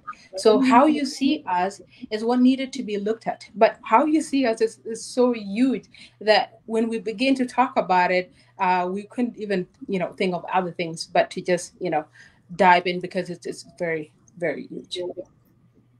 Now, when you said how we look at you, I assume that how we also sometimes understand you. But one thing that I know that I agree with you is a child marriage. I don't even need to agree with you because it just shouldn't happen in the first place. It's child marriage. Yes, down the road where we come from, they do have a point in a way that we do not have education. They And do have a point. they have a point because they say that children that have no education. Because when we talk about child, we're talking about 17 years old, 19 years old, 20 years old. These are children, right? But But by the that's time, not where we begin when it comes to marriage. When it yeah, comes to but child marriage, those are back, older. back Yes. home, back home, there's no education by then. I'm not talking about now. By then, there's no education, and you know how our cultures, see women as a product of building the nation. When I say building the nation, is that you have five girls. You are the richest person in that area. Why? Because men will come to marry from you. Where the mistakes come is when they're pretty young. That's the problem. But what I'm saying that I'm agreeing with you is that instead of our girls to get married at that younger age, they need to go to school. That's one. Two, not only that they get married, they also need to get married to people that are their age. So these are the things that we need to change, and this is one thing that I agree with you. The only gray area here that you need to explain to us is that it's here in America or in the Western world. There's no scapegoating here. We know our mistakes. I don't Hopefully. even want to waste time on that. Okay. But here is the point, right? Yes. As much as we accept that our culture has flaws, has mistakes that we can change, but you, the female from our culture, have gotten to the point that you even go beyond what we expected. Some of the female are saying, and I will say quote unquote some, they are saying that, well, men and women are the same, and we agree they are the same. But when it's come to family setting, right? Even the Bible said, man of the house, not man of the house because they have muscle to punch anybody and then become the man. No, man of the house. And I like what you explained last time, but I want you to say it again, even though I know what you said. Man of the house is a man, right? But why is it hard now in this country where there are some men, I wish I'm one of them, but I'm not. There are some men that are very great, that are doing their job, that have recognized women, that have recognized the right of everybody. But yet at the same time, women are seeing them as aggressors, as people that that should be that should not be respected, just because of the fall of other men. Go ahead. Exactly. I think there are great areas, and those are the things that when we have a conversation like this, they do come up really, because those are the things that then when we talk about what's wrong, what really is then wrong. If there isn't something that is good, and then what is wrong is really not wrong because we don't know what's good to begin with. So when it comes to the change in the culture, the structure that is changing in our culture, and I don't know, you might have to also clarify this when we talk about what's going on in terms of While you answer women. that, I want you to read this because Changwa Ganya Chunkang also is in Australia. You'll be able to meet him, and he's supposed to be with us now live online, but. He says something very interesting. As you answer the question, read that as well. Sometimes we got to be realistic with level of criticism or critical issues. We seem to be swaying our focus into the Western world of worst behavior. Go ahead. So when it comes to how the culture itself, the way we look at it, has shifted, yes, that is a gray area that need to be discussed when it comes to what need to be changed, what need to be challenged, what's wrong and what is not. So what need to be clarified first and foremost is, are we talking about the West, the women that are in the West, and how our men, have looked at how we've taken our culture and how we want it to be exactly as you are disagreeing with us. What kind of women are you talking about? The Sudanese women in general, and that means both the ones in, back home and also in diaspora, or are you talking specifically about the women that I'm part of, personally? What women? Which one are we talking about? Let me answer you. I never got married in South Sudan. I wish I would, so that I know what happened. I only got married here, and I only know what is happening here. And that also get me off the hook that I never been also a man in South Sudan to be able to apply it. I wish I'm there because it's great. But here in this country, I'm talking about the women who speak English as much as you do.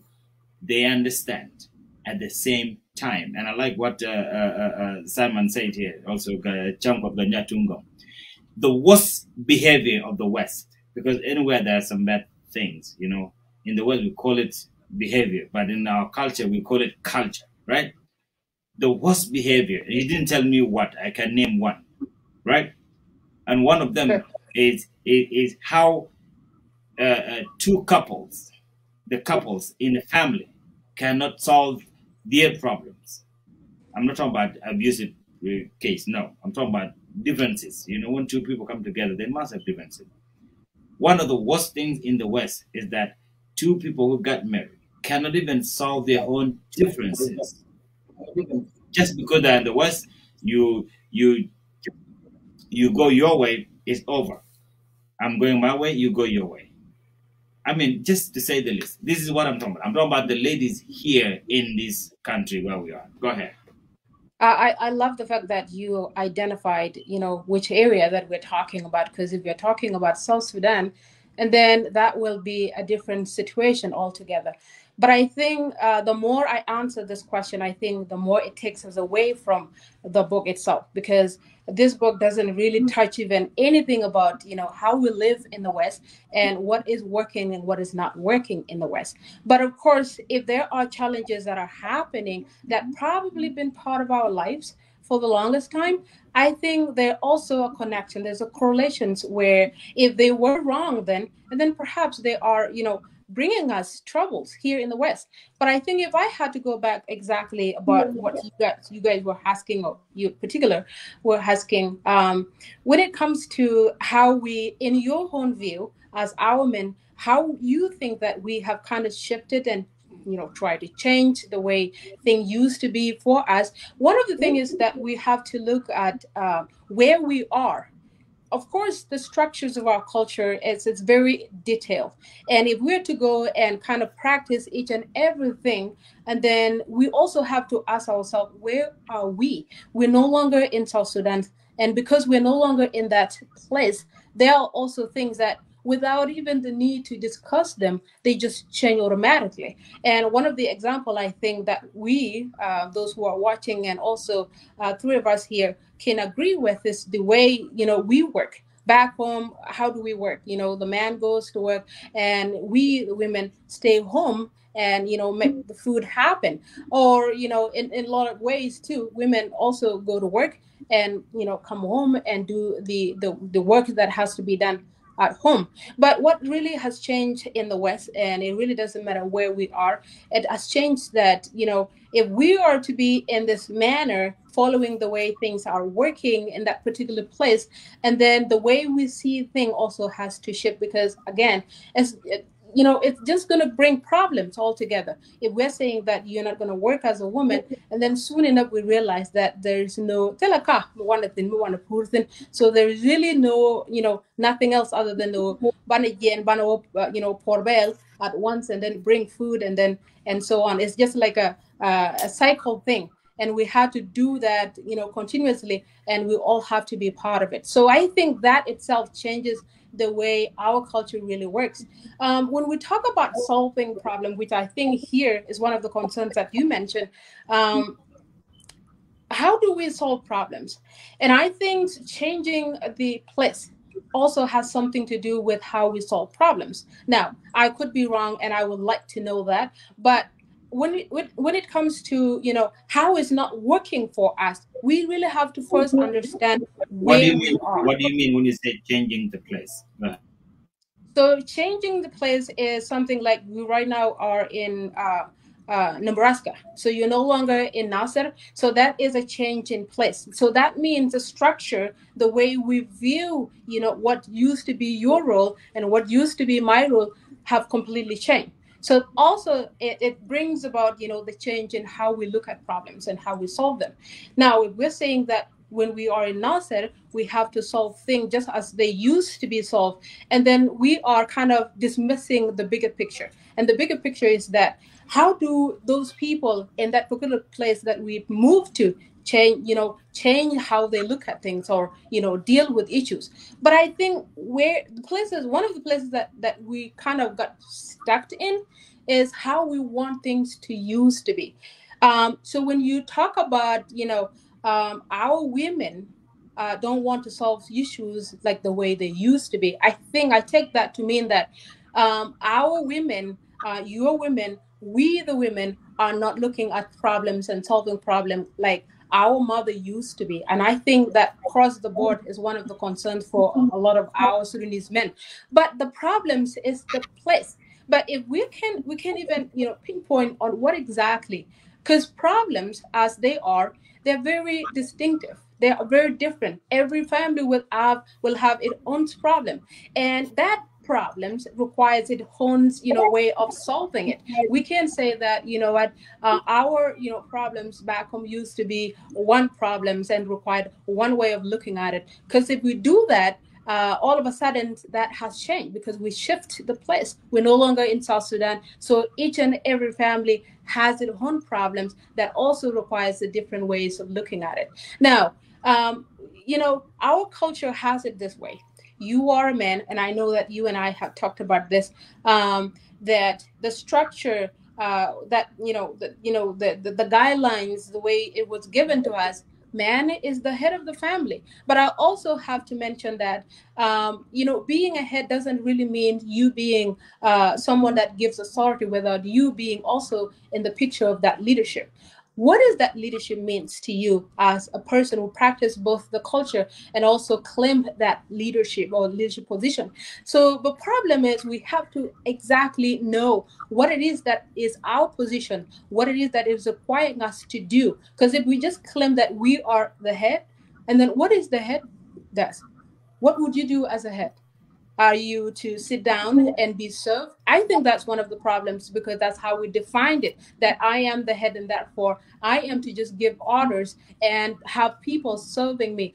I think it really doesn't matter whether that is in the West or even in our home place where we came from. It's a problematic because, again, if we define being head as someone to be served, and then automatically we dismiss the whole point of being a head of the family. So problems is not us, but the problem is not you too. It's just the culture itself that we kind of just build for ourselves, thinking that it's really going to work. Because to begin with, that culture is to serve men, quite honestly. And of course, it's debatable. We can talk about it and how it's serving men and what that looks like for us. But again, that's the problem itself. We always go back to how it should be us. I cannot hear you. Can you hear me? Yes. I Okay. muted myself. Sorry, I muted myself. But I was Okay. asking you, it served men in what way? But before you answer that question, Paul, I want you to come in here if you want to add anything. But here's the point, and I want Tapita also to make sure that when you answer both of them. When you were narrating what you were saying, I can hear where the problems start. As we speak now in the West, I have girls that will become women. And in our culture, there will be a time for them to become women. They will get married. And for them to get married, we have dowries that are given to the families. This is not only a culture, but this is the base of our life in our country. Now, here in this country, if we talk about changing culture, there are some things that you need to change before you change some certain things. You're talking about two people that are families. How they get to that family is different. In our country, a man go out to get married, pay dowries. Automatically, I mean, in reality, that is the reality, is the man that has the house, is the man that pay for the dowry. And I have to say that you are being bought. No, you're not bought, because it's part of exchanging people to come together. But in the West, right? In the West, let me start as a father who has a daughter. In South Sudan, you don't just have a daughter. Your whole family has owned that daughter. Even if I say that, okay, a man is coming to get married to my daughter, and all I need is 5 cows. Nuer will say, excuse me, it's not going to work that way. Because why? There's certain ceiling for a man to get to take our daughter. So now in this country, to make this story short, Paul, before she answered, are we going to have our daughters getting married through dowries, or are we just going to have them run away from us so that they don't want to be seen as people that are being sold to the husband they love?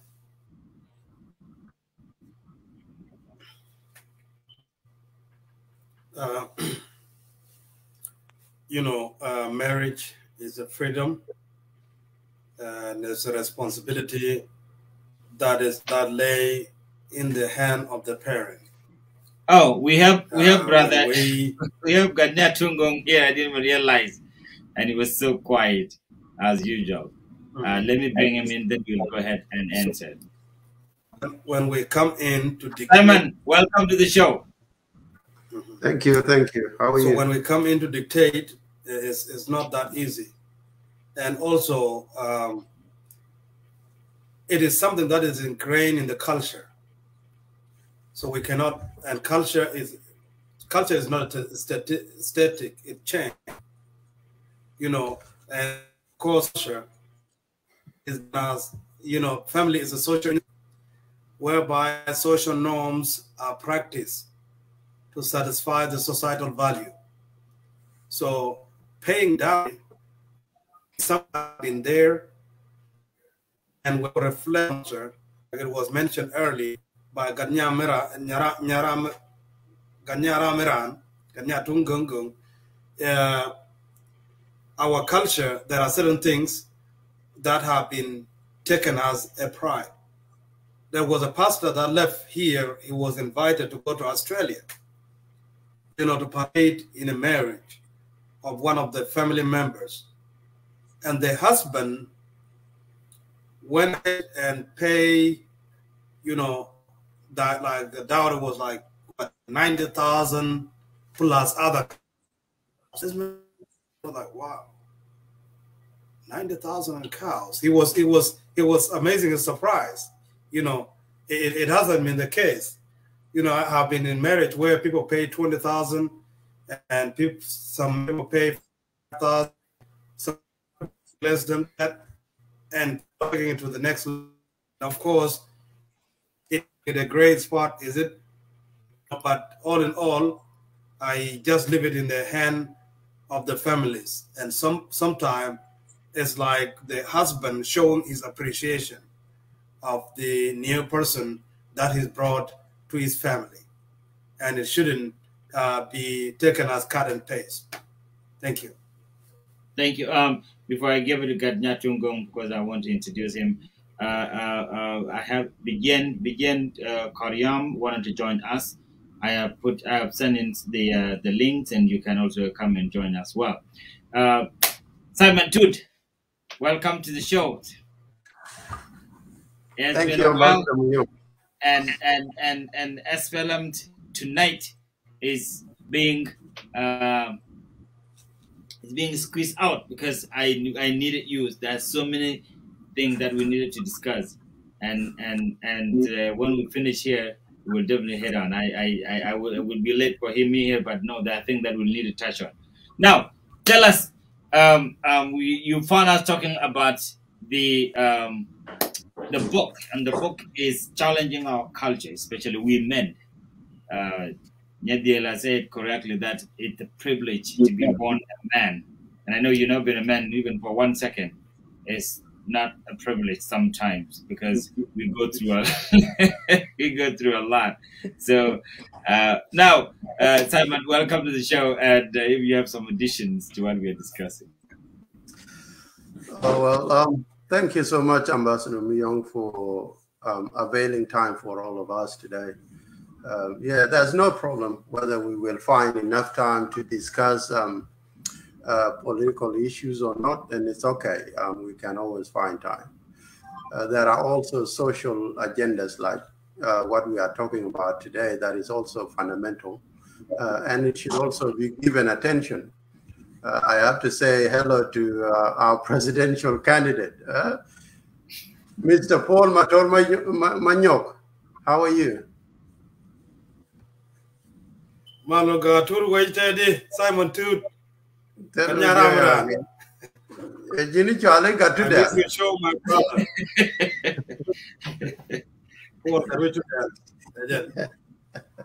All right. Now, nice to see you. My young tell you today that. All right. And I also have to say hello to our sister, Tapitha Biel. I haven't read the book, and I've seen it circulating on social media, and it's interesting. The first question that we always ought to ask is, you know, how can a woman be writing something to do with the men on the title, and what is inside? So we were actually anticipating what should be inside. So it's good to have a bit of highlight of what is inside. But after I listened to her, and also, yeah, what a godly privilege to be born a man. Yeah, so for a woman to write such a book, sometime you ought to ask a question: what is included inside? But as far as I'm concerned, as a South Sudanese young man who grew up in Western world, I also tend to, you know, understand just a bit of what is in the book even before I've read it. It sounds like a cry from our young women and from our women that has gone through a lot to be where they are today. Although there might be contradicting or issues that will attract, you know, counter responses and all that, we have to acknowledge the fact that a young lady has availed her time and herself to us to raise certain issues that are fundamental to her, and not only to her, to all our women. We have to read the book, and also after reading the book, I think it would be a high chance for all of us to have a genuine discussion on what needed to be done, because sometimes it is like activists. When you feel that you've been suppressed and you have no voice, it's just a matter of time before you rise up and say, "Hey, look, this is what hurting me." And I think this is where our sister come from. Not only her, a lot of women are also raising the same issues. So now, we as men, I think it is a humble chance for us to be honest in how we can discuss this, and also tell them where they might have gone wrong. So at the moment, I will not say where she has gone wrong because I haven't read the book. Once I receive the book and I see it, I'll be able to also analyze it and give it my attention. But according to what I heard from her, it seemed like, yes, we have come to a different world, we have come to a different environment, and the ground of change, you know, the environment of change, and so are the activities that are being, you know, conducted. And I think this is where she come from with this idea. The fact that we have come to Western world, there are things that will change eventually. But sometimes change is a gradual. It's not a quick fix. When you want a quick fix, you will never receive it. It will be always a gradual movement where people have to be educated. Things have to be discussed in a manner that is sustainable. when you come and say, I have a problem, you need to tell me what problem do you have? And do I have the capability to be able to listen to your problem and also be able to manifest myself into your problem and help you? If I am not in that position, I will not be able to help. But I think for most of us men, like you, Paul Mator, and Ambassador Myong, myself included, we came to Western world expecting that things will remain the same as we were back home. Unfortunately, it is the opposite. It is also encompassed upon us to listen to our women and see where we have probably gone wrong and where we need to mend our mistakes. Our viewers are telling me, Simon, they said that if you guys can turn into Nuer, because you all speak Nuer and Paul also speak Nuer, if that's something you want, we can turn into Nuer as well, no problem. Nuer is also one of the national language. Go ahead. Well, I thought you guys are selling the book or advertising the book. So how are you guys going to only advertise it to Nuer? I'm talking about when anybody wanted to turn it to Nuer, when you're talking Okay.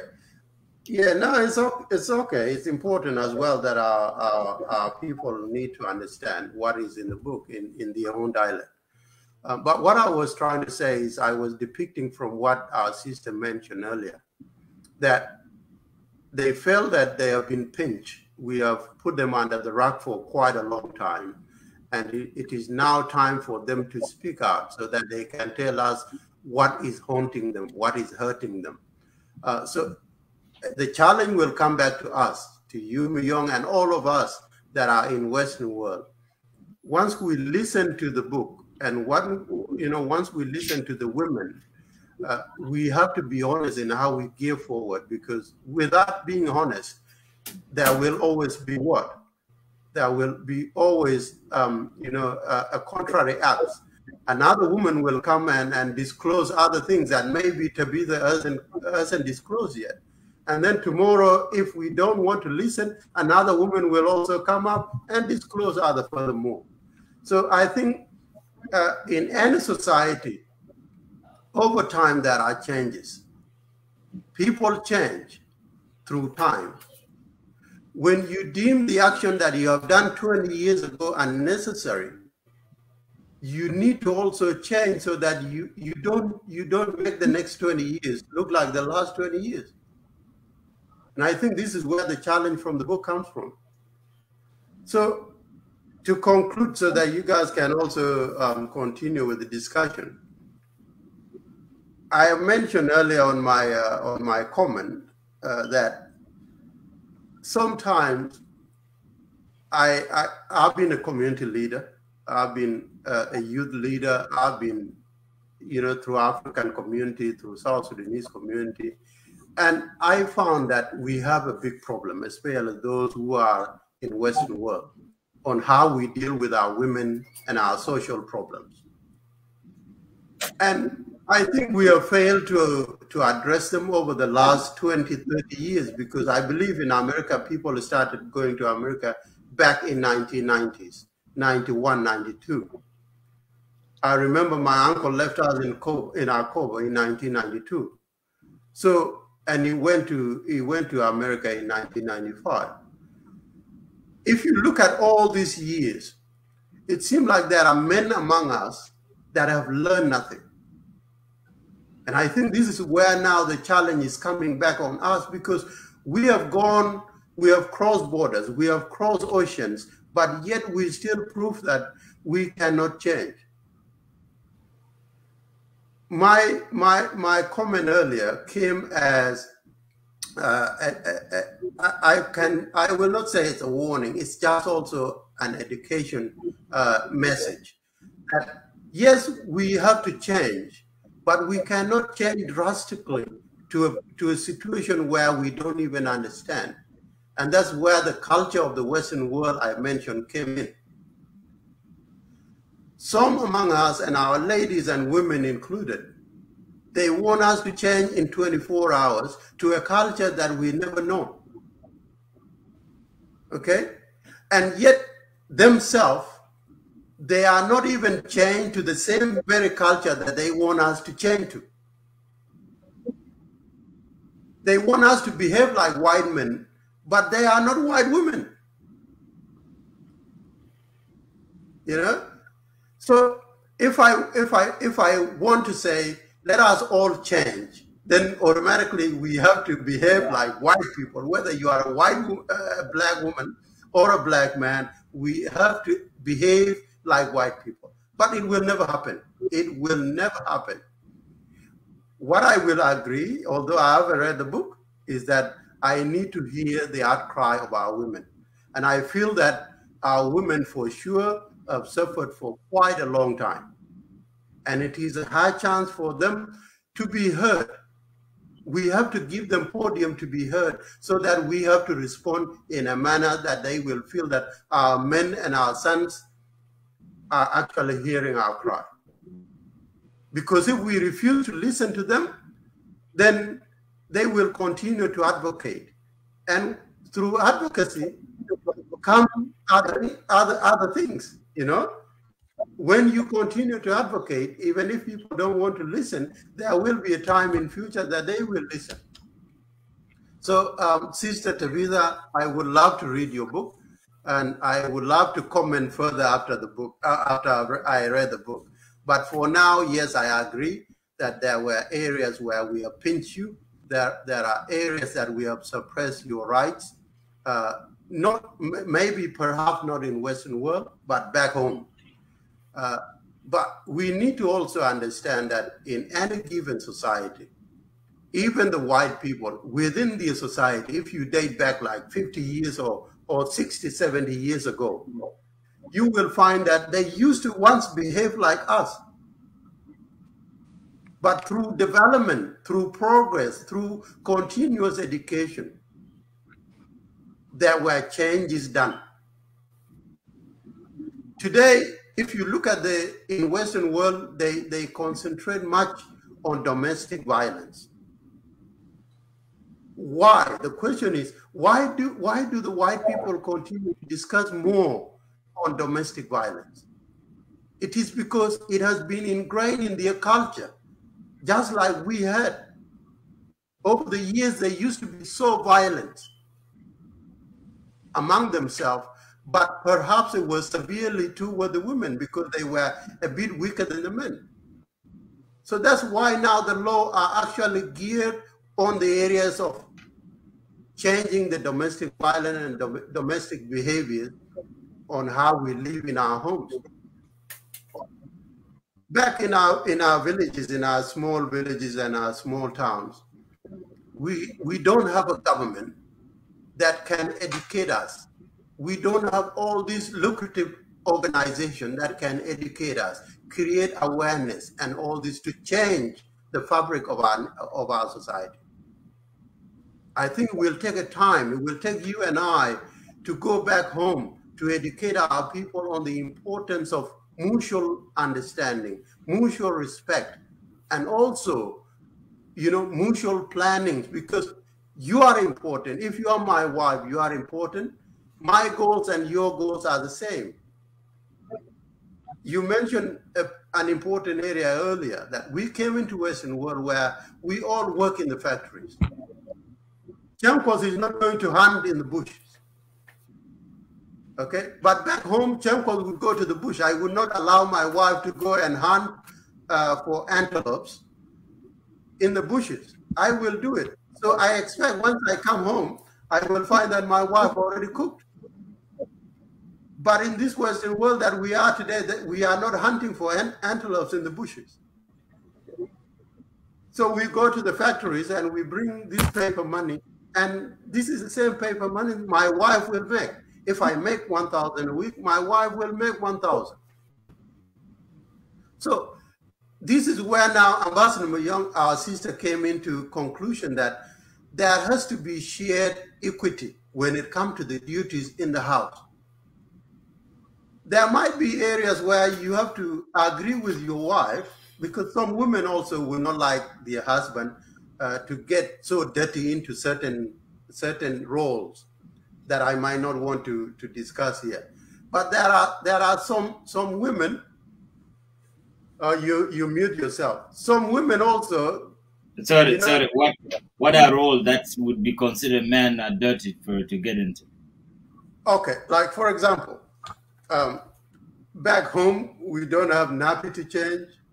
You don't need to wipe the baby bottom. But in Western world there are things like that that are being done, right? Does that mean we do it because of the diapers? We can't do it even without it? Back home you cannot. Yeah, back home you cannot. A presidential candidate like Paul Mator cannot. But in Western world, whether you like it or not, you have to. Because one way or another, you are practicing what we call responsible parenting. Because if you don't do it, then how is your child going to know that this is my dad or this is my mom?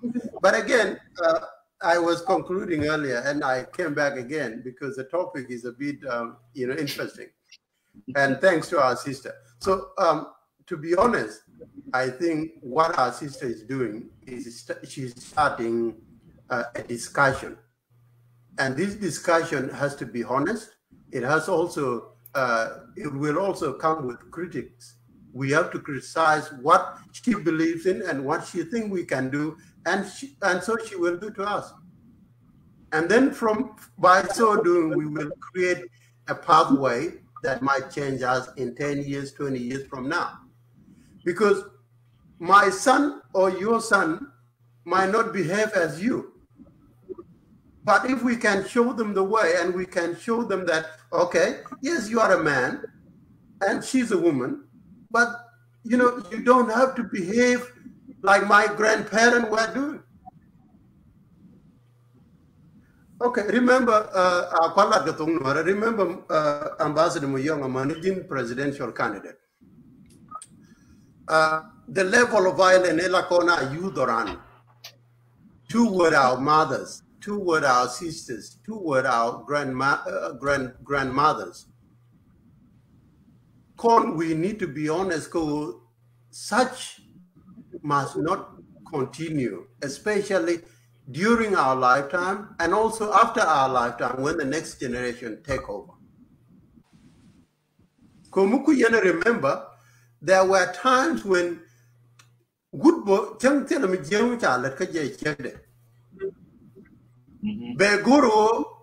get to a level where he has to be so atrocious. Take a time when to let can it be years the chip kabit. Years the chip kamut. Do you check a care me? You cannot even Chamanian Nidel Kuli Yen duel, Kialoadu, Chia Yodaka. Chia and Yodka care, Kayodi chip to care. Okay, so I think these are the things that now Alaman Conte Chanung, Kim Manaconte Chanu. Mecha we Mugame take a gentle toy, can enjoy the toy to go, Kamun Mugame Charia, look at one kid to go, Charia, look at Jabby. Well, Chigaway, Kamuniti Bakunen. And then my Lakane Yelgabil. No, you didn't say that. I'm just trying to make it. Of course, they are saying, yeah, that's true. We're not saying that. So yeah. Go ahead. We take a ching. We are doing a business. Ching it down. Ching village. Ka Washington. One we can get police, security. Wouldn't be able to any second. My friend, the Lara was here. Okay. So this is where now Manicon. Like you on Monday. So Manicon keep going. Wow, come put me on a long one. I can put come in a long. I want you know, Australia, UK, America. Maka wuni ti chapun. So ilo piche ko yogar mara. Jin wan ran che tal we no kon KFC. mi wi kai yo jin gwandi ko kini KFC mi cham rare ching me dan ko ni chicken te go dia ga cham tere in wara. Okay. Ma go wuna kon ko yo piece chicken you can. So no. My kid with it. Can the chicken ni ke dirty? Can ke dirty cham ke ti jara so kid cham. See that it has gone to that level. Take me I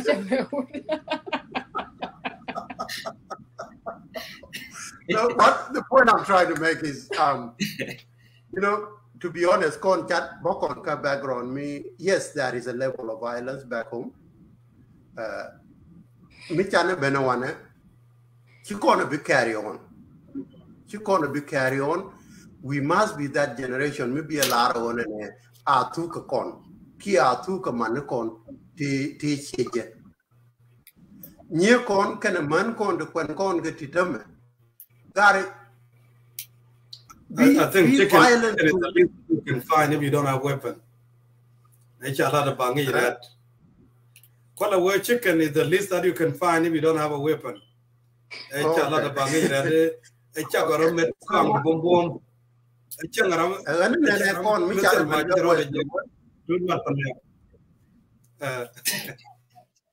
Go ahead. Yeah.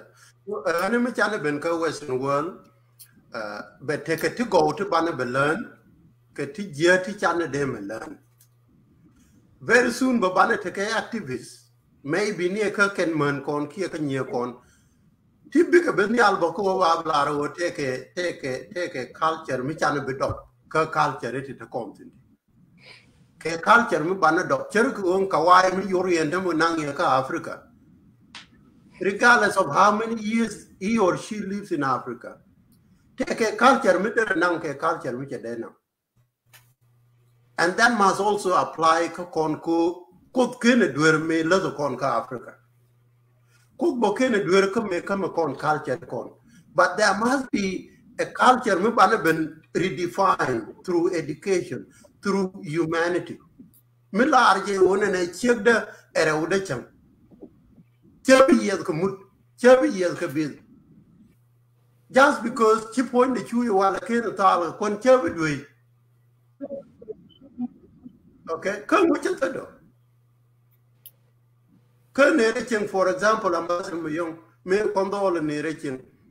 La one take a teacher which call, do we hear, and then be a Italian who knew one. And when I call a 30 acre, but can't channel with all me to check it. By answer. I don't know, me young now, like King and Garden Janet.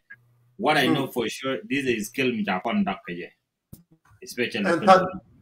Can tell what we care talk more. They are not actually adequate. They are not really in a better way. La Maria, Lingon and a to me a lot to do Mukala the God.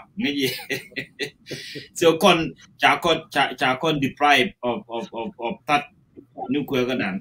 And you determine woman. I can Latala where they never done non pin agent. They make a young role and don't take a bed. Like you and you could be all. You see, from work can young people come more. I will put my yellow condiment con government can and now go to America. We're going to lie it right now.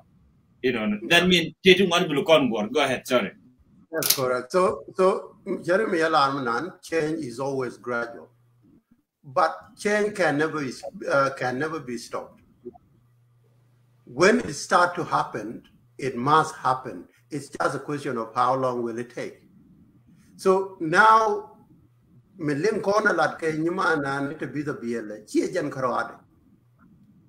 Man Kona one, whether Australia, whether a locally Guat out in Perth, Western Australia, Kiaka America Guat in Kiaka UK. Our women right Kakon and a Canadian Liangako. Take it to Mangako to Choyako Liangako. And then now the ball is on our court. Are we prepared to listen? Here we just going to continue K village mentality. Jelgakon the one and a check till a read. Read the new one and in Yadu Quanaja while I move out by your way. Simple as that. Yeah. So I think I agree with the fact that and let us be honest, of feed get the positive. A take a negative, there might be reason as to why negatives are there. Don't banner educate. But Banner benke honesty ko banner okay. This area need a conco banner change. How long will it take? It is a question of okay, can I accept?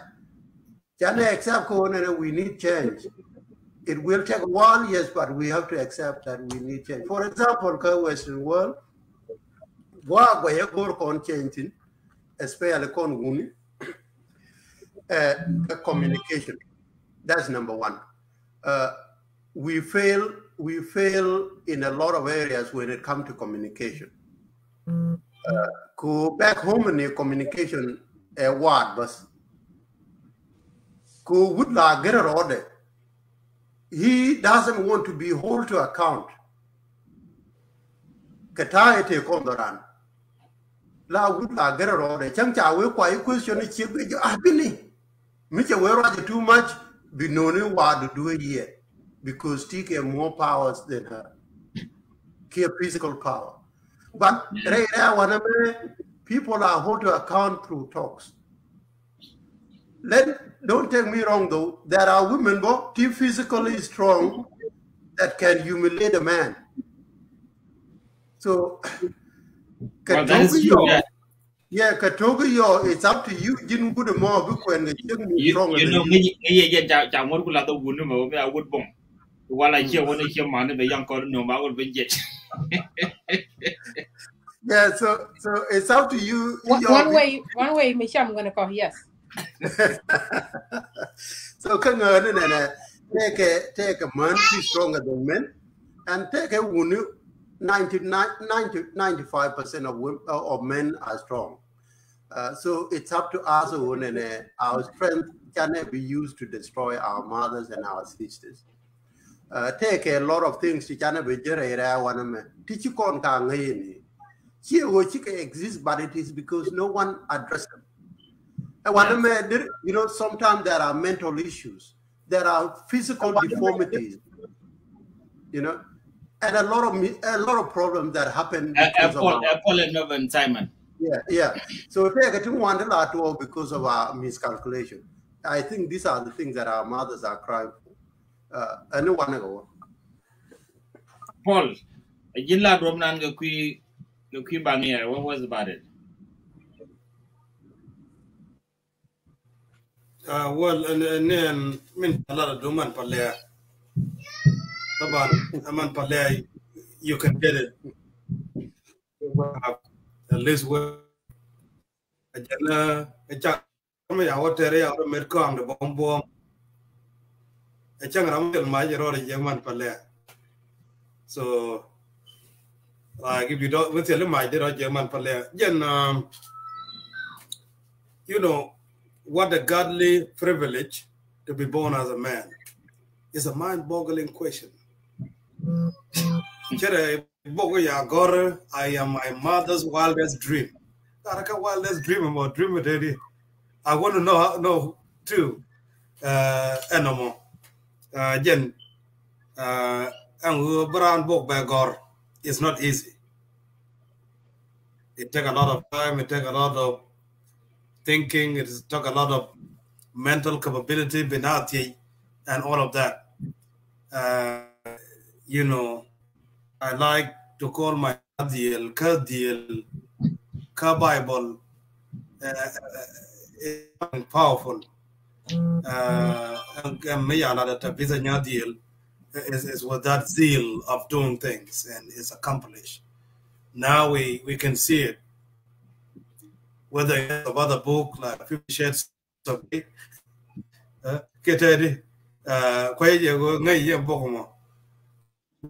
Shades of Grey, right? I've heard of it, and yes. Then, I have heard of it, yes. Yes, take a book, Madame Bamisha Shade Dark. Yes. Jen, this is the first book, and I believe other books will come. So I want to encourage you to continue giving those books, and also there are also positive things that have been done, and you like women are being beat up. Take a bomb, they can humiliate men. They can humiliate a man they can humiliate a man kabong, and so many things. Talk about dong mela torani chola nyanyoj do. Ajane chama ngo ka bom je kai ya go de cha bel chonya.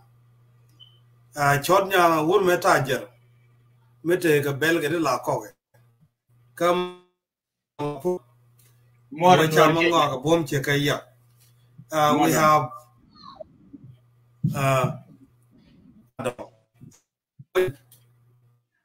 women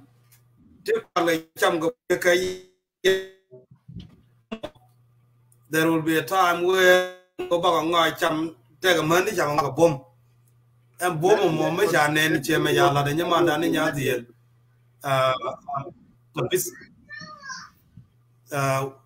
we can go ahead and encourage them by buying those books, and also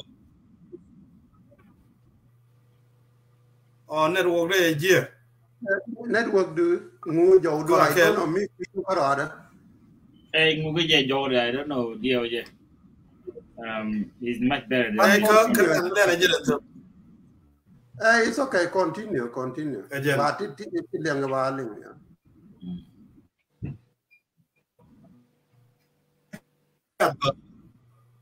Me okay ngani. Go ran jo da pan pin. Ka ba da ma manu ba gwa da chok keteli. So jen take a near to bomb. I remember that Nyami Chali Nyagon Mobiel. Nyagon Mobiel was a very powerful young woman. La Torre. La take a little but little good thing, but Torre Nyagon Mobiel. Chawo Nyagon Mobiel, Chawo Tem Cheke Luzrun, earning a yellow run. No good queen. I'm going to the other bird. Huh? Nyagon Mobiel, O Tem Cheke Luzrun. Kakala right Yamagur Queen. One younger ten years gone near call. So Jenny and near it is very important to go in spy.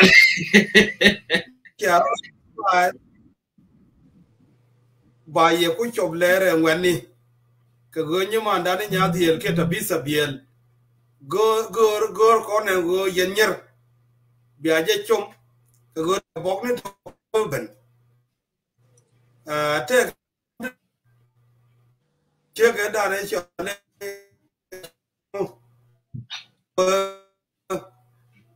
Watching yelling, Gararun, the Yammer Matian, or the Yalaga Durmug. A chim with the Yaraga Durmug, and tell me your mother and Yadi gonna book. Chill a chim with all the Yalaga Durmug. Come, okay, Jack Laura. I just went there, so Biawan Yam got right. The lawyer, Kabok, which are Kate lawyer, Canadian Babogo Mobacco. Again, tell me, Shala, the Ramadan, Chaway, Jenna Mogorian, me up and chatting like a thousand Goria Rabo, chicken and big and no more. Let that not be true. Somebody say, want to hide something from Sunnis. So please, let's make sure that we find what is in the book. So thank you. Thank you very much. We actually, it's getting late here, but I want Tapitha to answer all the things that we have put together, but in a very succinct way, because we actually running out of time. Thank you. Go ahead, Nadia. Wow. All of you have spoken areas of concern that I think whenever we have something like this, I could only wish that we begin to talk about this issues basically. So thank you, Simon Toot. You highlight very important, areas of problems in our culture. I actually would like to say one of the things that Paul had said is that culture is a continuous thing. So something that changes over time. And I think that you had it even more, Simon Toot, that um, it doesn't happen at once, but then it's gradual. And then, but the only problems that is, which you already mentioned, is two things, is that we want change now, but then you also mentioned that our men have problems adapting to the changes that need to take place. So when we look at those problems, we realize that really we're looking at things from different perspectives. If we, the women, your women, want change and want it now, and then it's a problems that our men refuse to want it now. But if it is a gradual thing, and then the question remains as though, how does it take us 20 years to learn something as simple as, you know what, we are in America. If I am your wife and I had to be at work at certain time, and that the baby is, has a diaper on her or him, why would it take that much 20 years for you to learn that you just have to change the baby? That does not have anything to do with man. That has nothing to do with woman. So why is that taking us that much time? I think one of the problems we really have to address it's not about us wanting change right now, is why change can happen. And your arguments is that we as you women are changing the way things used to be. That is the problem. The problem, you don't want the change. The problem with the change that you don't want is that it has already happened. We live somewhere where we no longer, living in the ways that, you go to work and I remain at home and I cook for us. That's not the reality. If we think that that's the reality, at least that doesn't really equate with what is happening. But then, before you, I want to add something that he implied. He said, if our women want us to be white men, they must be white women. So I want you to that's a very important key in this this discussion as well. You see, there is a problem, and we notice that right away. You see, when we say that women and South Sudanese women should be as exactly as they used to be, that is not the reality on your end. At least if we want to be white women, at least you also have to be white men. That goes on both ways. What really happens would be, what happened when you marry a white woman as a Nuer man, for example? What do you really do? Now, the change that has taken you 20 years to do takes you a minute to learn. Wouldn't that be the truth? Well, so can I say something?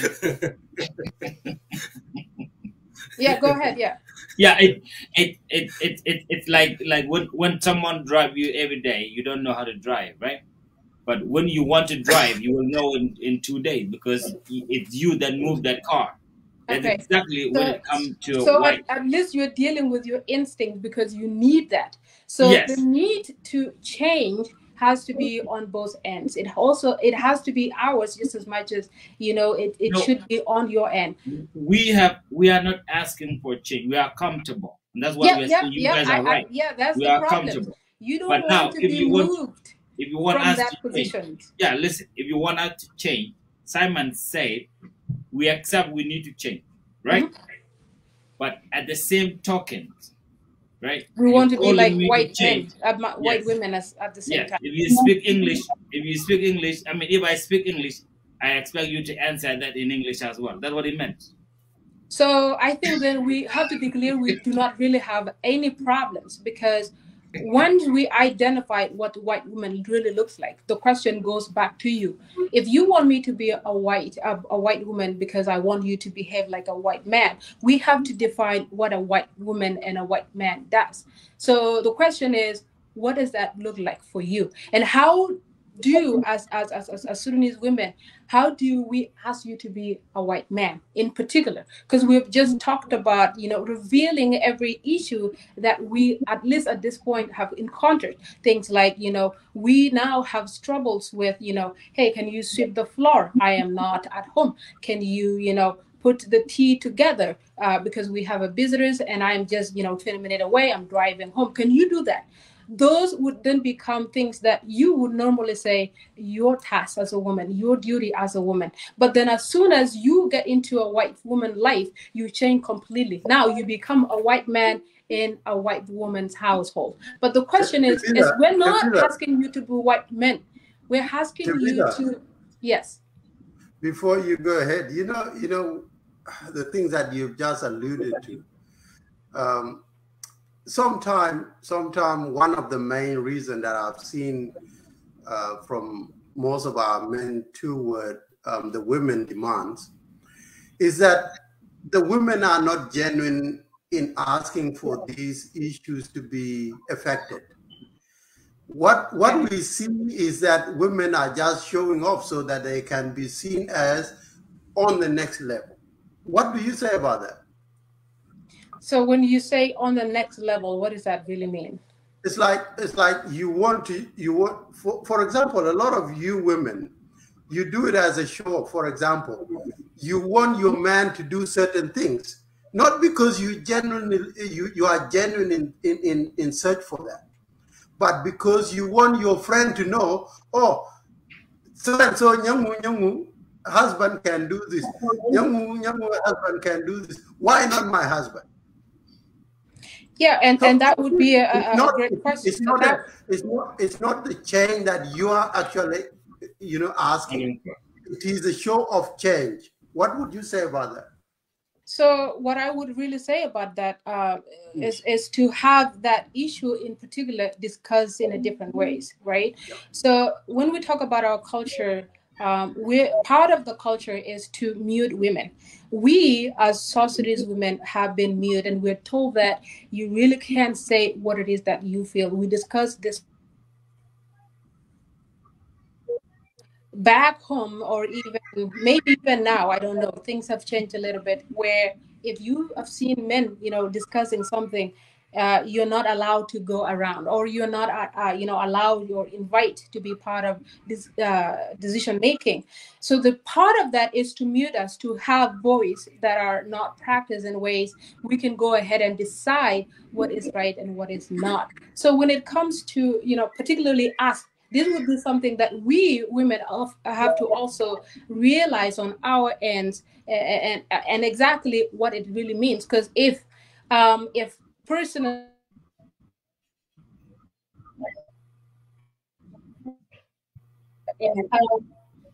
I can show my next friend that, my man does this, that is not a change by itself.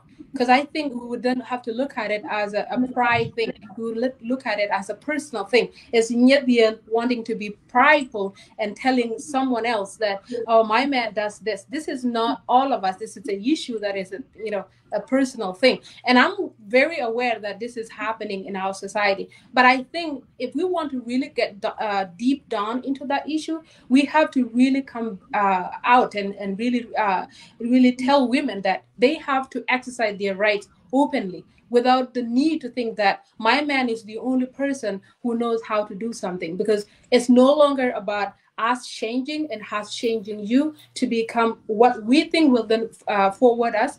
But it's just that if I want to have a man and I only have that man that does the right thing, and then I can tell the rest that I, Tabitha, have found a man, and it's because I am a strong woman, I am a wise woman, whatever the case might be. So I think that is a very different issue itself. So now, to piggyback on what Simon said, let me be practical in an example. And I'm still on that idea of let be all, and actually not the right thing to say white men, because it's not only, you don't have to be white to be seen as you are from here. You also can be black as well. But the point here is this. showing love in our countries and here are two different things. And these are communications that mean the problems. Okay? In this country, early in the morning, you go into work, you say, bye, I love you. And that is what they do here. And that's how it's the reality. But is it because, do you think that in South Sudan or in Africa, our men don't love their women? They do. And let me show you how the love is different. In this country here, they will tell you, I love you every single day. And I agree with that. That makes sense. But in South Sudan, the only way to show love, that this man loves me, he died for you. And I'm sure you will attest to that. Why? Because it's a man that will fight to save the family. That's the reality. There's no question about it. But in this country, you have problem with another man and you work as a woman, that guy can come and knock the door. The man will say, what do you want? Hey, your wife has done this. Say, okay, let me call her. This is a man in this country. But in our country, a man will not even dare to go call his wife because someone did something. He will do that job over that. The reason I'm giving you this example is that this is how we all both need to be white or both need to be African. Because it's true, there are 90% of things that we need to change, but this 10% also need to be exhibited by you. Because there are some men that love their wife for sure in this country, but they will not have this ability to show it. Even to say I love you is hard for them to say it. You must grow up here to say I love you.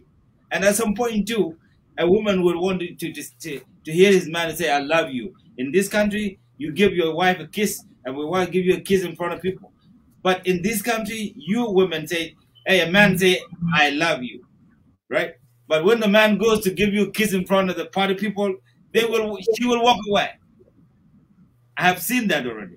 I think that's what time I meant. Because that's the part we want to take. There's just, like we discussed that earlier, that there are things we want to change and there's things we're not going to take. It really depends. We're taking, the I love you somewhere, where nobody's watching, and we're refusing the kiss. It's just our way of looking at the culture here.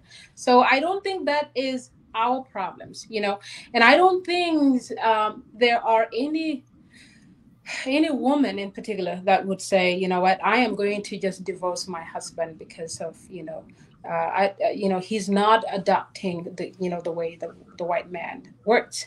By the way, I love you. We said it in our own ways. It sounds really different. And I love you in Nuer.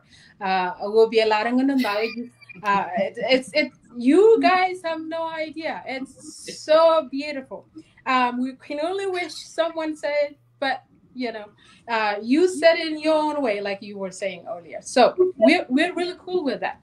But I think our problems are bigger than that. Our problems are things like the lack of communications, as it was mentioned earlier, that we can't talk about the simple things. We can't agree on the simple things because the way they were termed for us is very different. I think we have to really realize that we as Sudanese women, as you guys have spoken about it, we are Sudanese women. We're not into changing our culture. I always said that in order for us to change our culture, we really have to be able to understand everything that the white man does and really come up with something that might not even look like what the white man does, for it to become ours, for it to to sing in our system, because it really doesn't matter. Even the children that were born in this country, they still have what we have, because that's what is kind of just being fed on them each and every day. But then what we're talking about is when it comes to changes or the revisions, I would say, is that if it has to be a white man way of thinking, that he knows, at this time, or there is a particular time, we have to say enough is enough for child marriage. Enough is enough for forced marriage. Enough is enough for normalizing rape and calling the victims the people that have done something, instead of calling up men who actually do those things accountable. Is enough for domestic violence. I don't think, for say, that we need white men to tell us that. And I think this is one of the areas that frustrates me as a Sudanese woman, that we often think that in order for us to know something is wrong, we must have come somewhere, or someone have told us in ways that what is wrong is this. I think we're capable of knowing that violence is not good. We're capable of knowing we can, for the longest time, be given our children as 8, our children as 9, as soon as they have their period, and that's when we think that they are ready to be given. But we don't do the same thing for our men. As soon as they how long do we wait for our men to really go and then be married? We know that it takes some of you guys go all the way to 40 for you to marry. I know, of course, there is some other issues like do you have cows to, which then it's a problem itself. We really need to dive into that one. But we don't need white men to tell us that something is wrong. And I think if you really have discovered the point of this discussion, and the point of the book is for us to discuss these issues, that we don't need anybody to come to tell us that, you know what, you got it all wrong. We love our culture. We love it so much that we refuse to be silent. We refuse to be silent about the things that are wrong. And can I tell you this? It's easy to think that, you know what, I have been given an authority as a man to decide how she's going to live, to decide how she's going to behave, to decide where she's going to live. But of course, if all of that is what makes you a man, you know what you have done to yourself? You misled yourself. Because at the end of the day, if I can be the helper, because I know we like that. We like that. We go back to the garden and said, you've been given to me. If we can understand that the point of the helper is to also know something, so then you can be a better version of you. And then we've done nothing, because we becoming weak, we becoming illiterate, we becoming nothing in any way majors, is making you nothing at the end of the day. And we know that, as was mentioned earlier, I think Simon, you mentioned that there are levels of violence when it comes to our culture and the way it's being practiced, that you find men that are very ruthless, that they can just, for whatever reason, personally define that, I'm just going to be very, forwarded to this woman and, beat her with anything.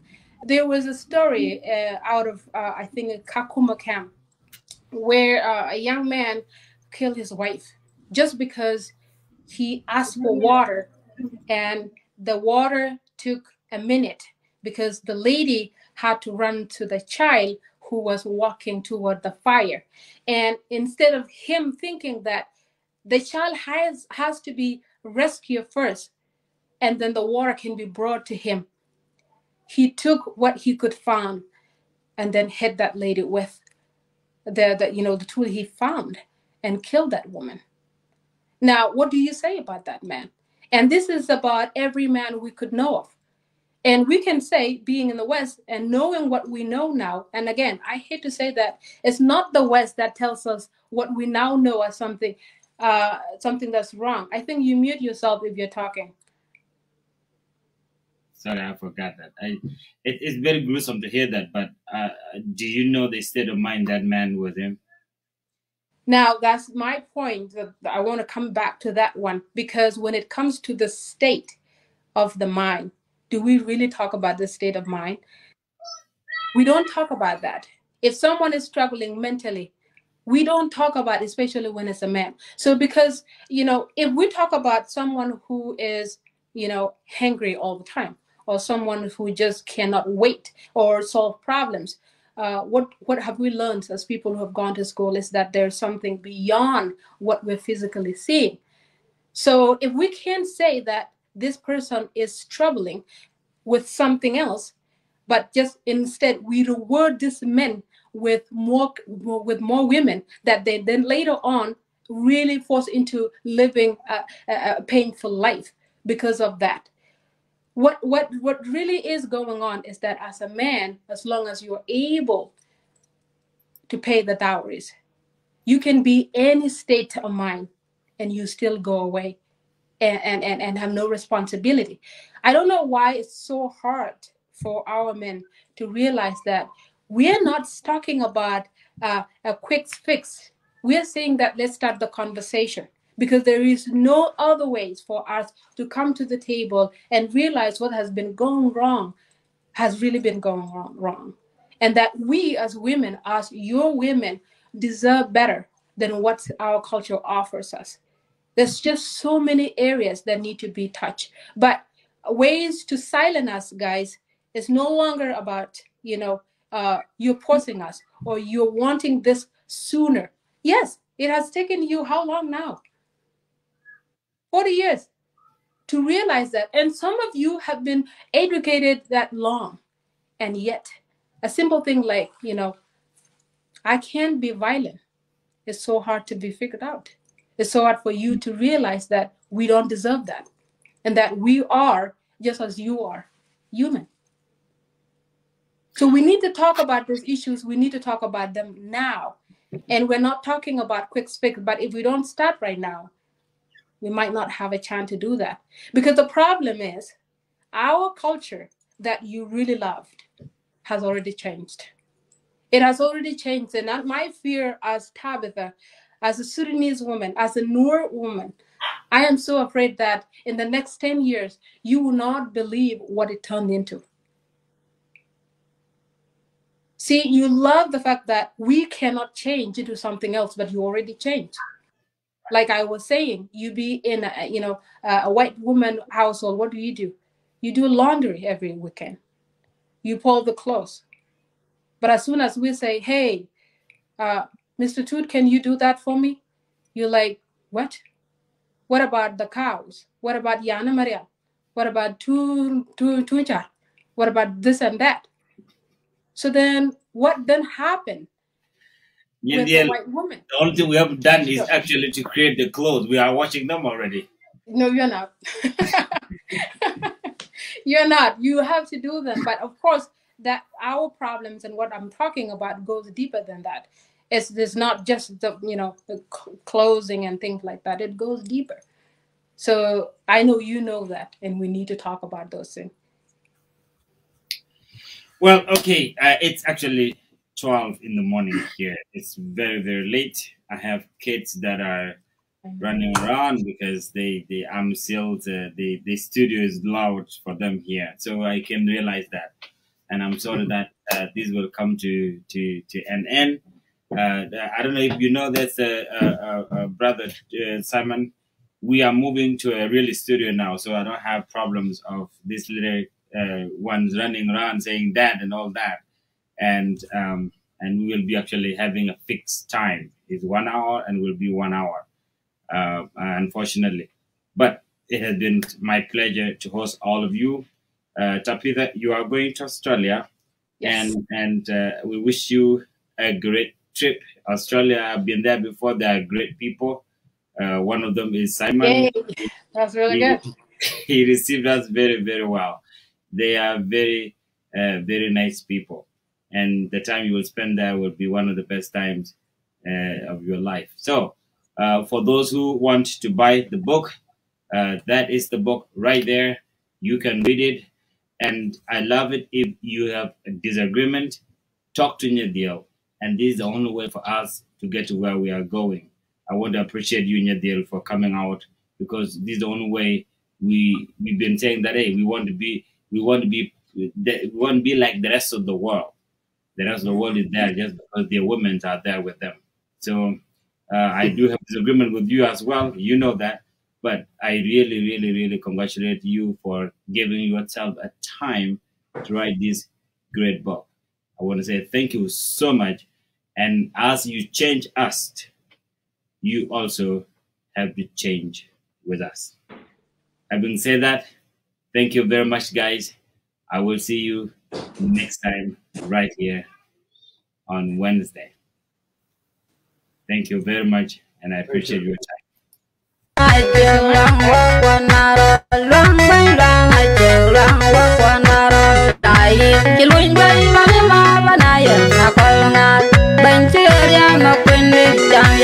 Jam ya, jawalun war ko da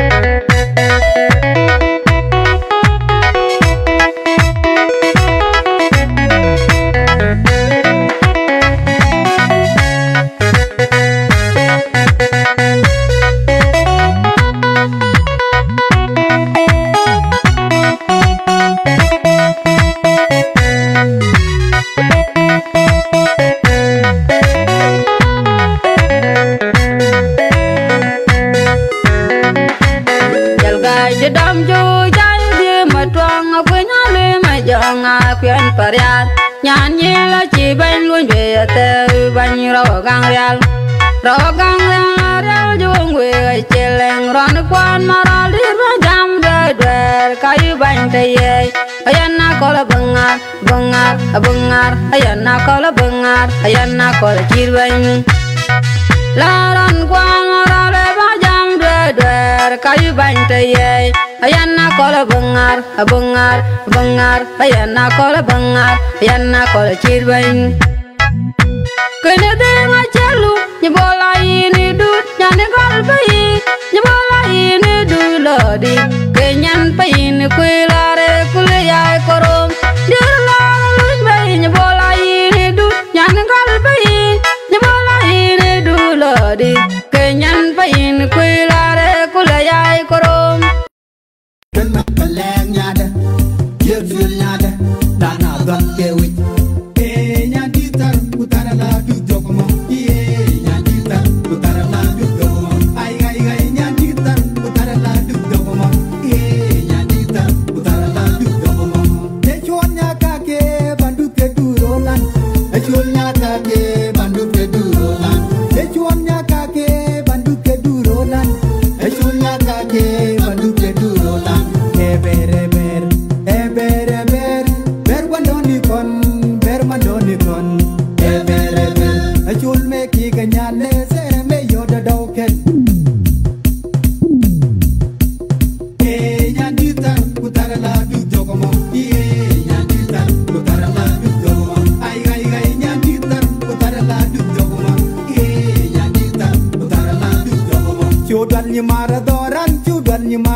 dan chudan nyamara dorane ke gisiki to liga to tuanu kalo ke kadan nimit ke sibulum namakarya ejeng kichiro ejeng oketin sibulum namakarya nyandita kutara la du dogomo nyandita kutara la du dogomo ai nyandita kutara la du dogomo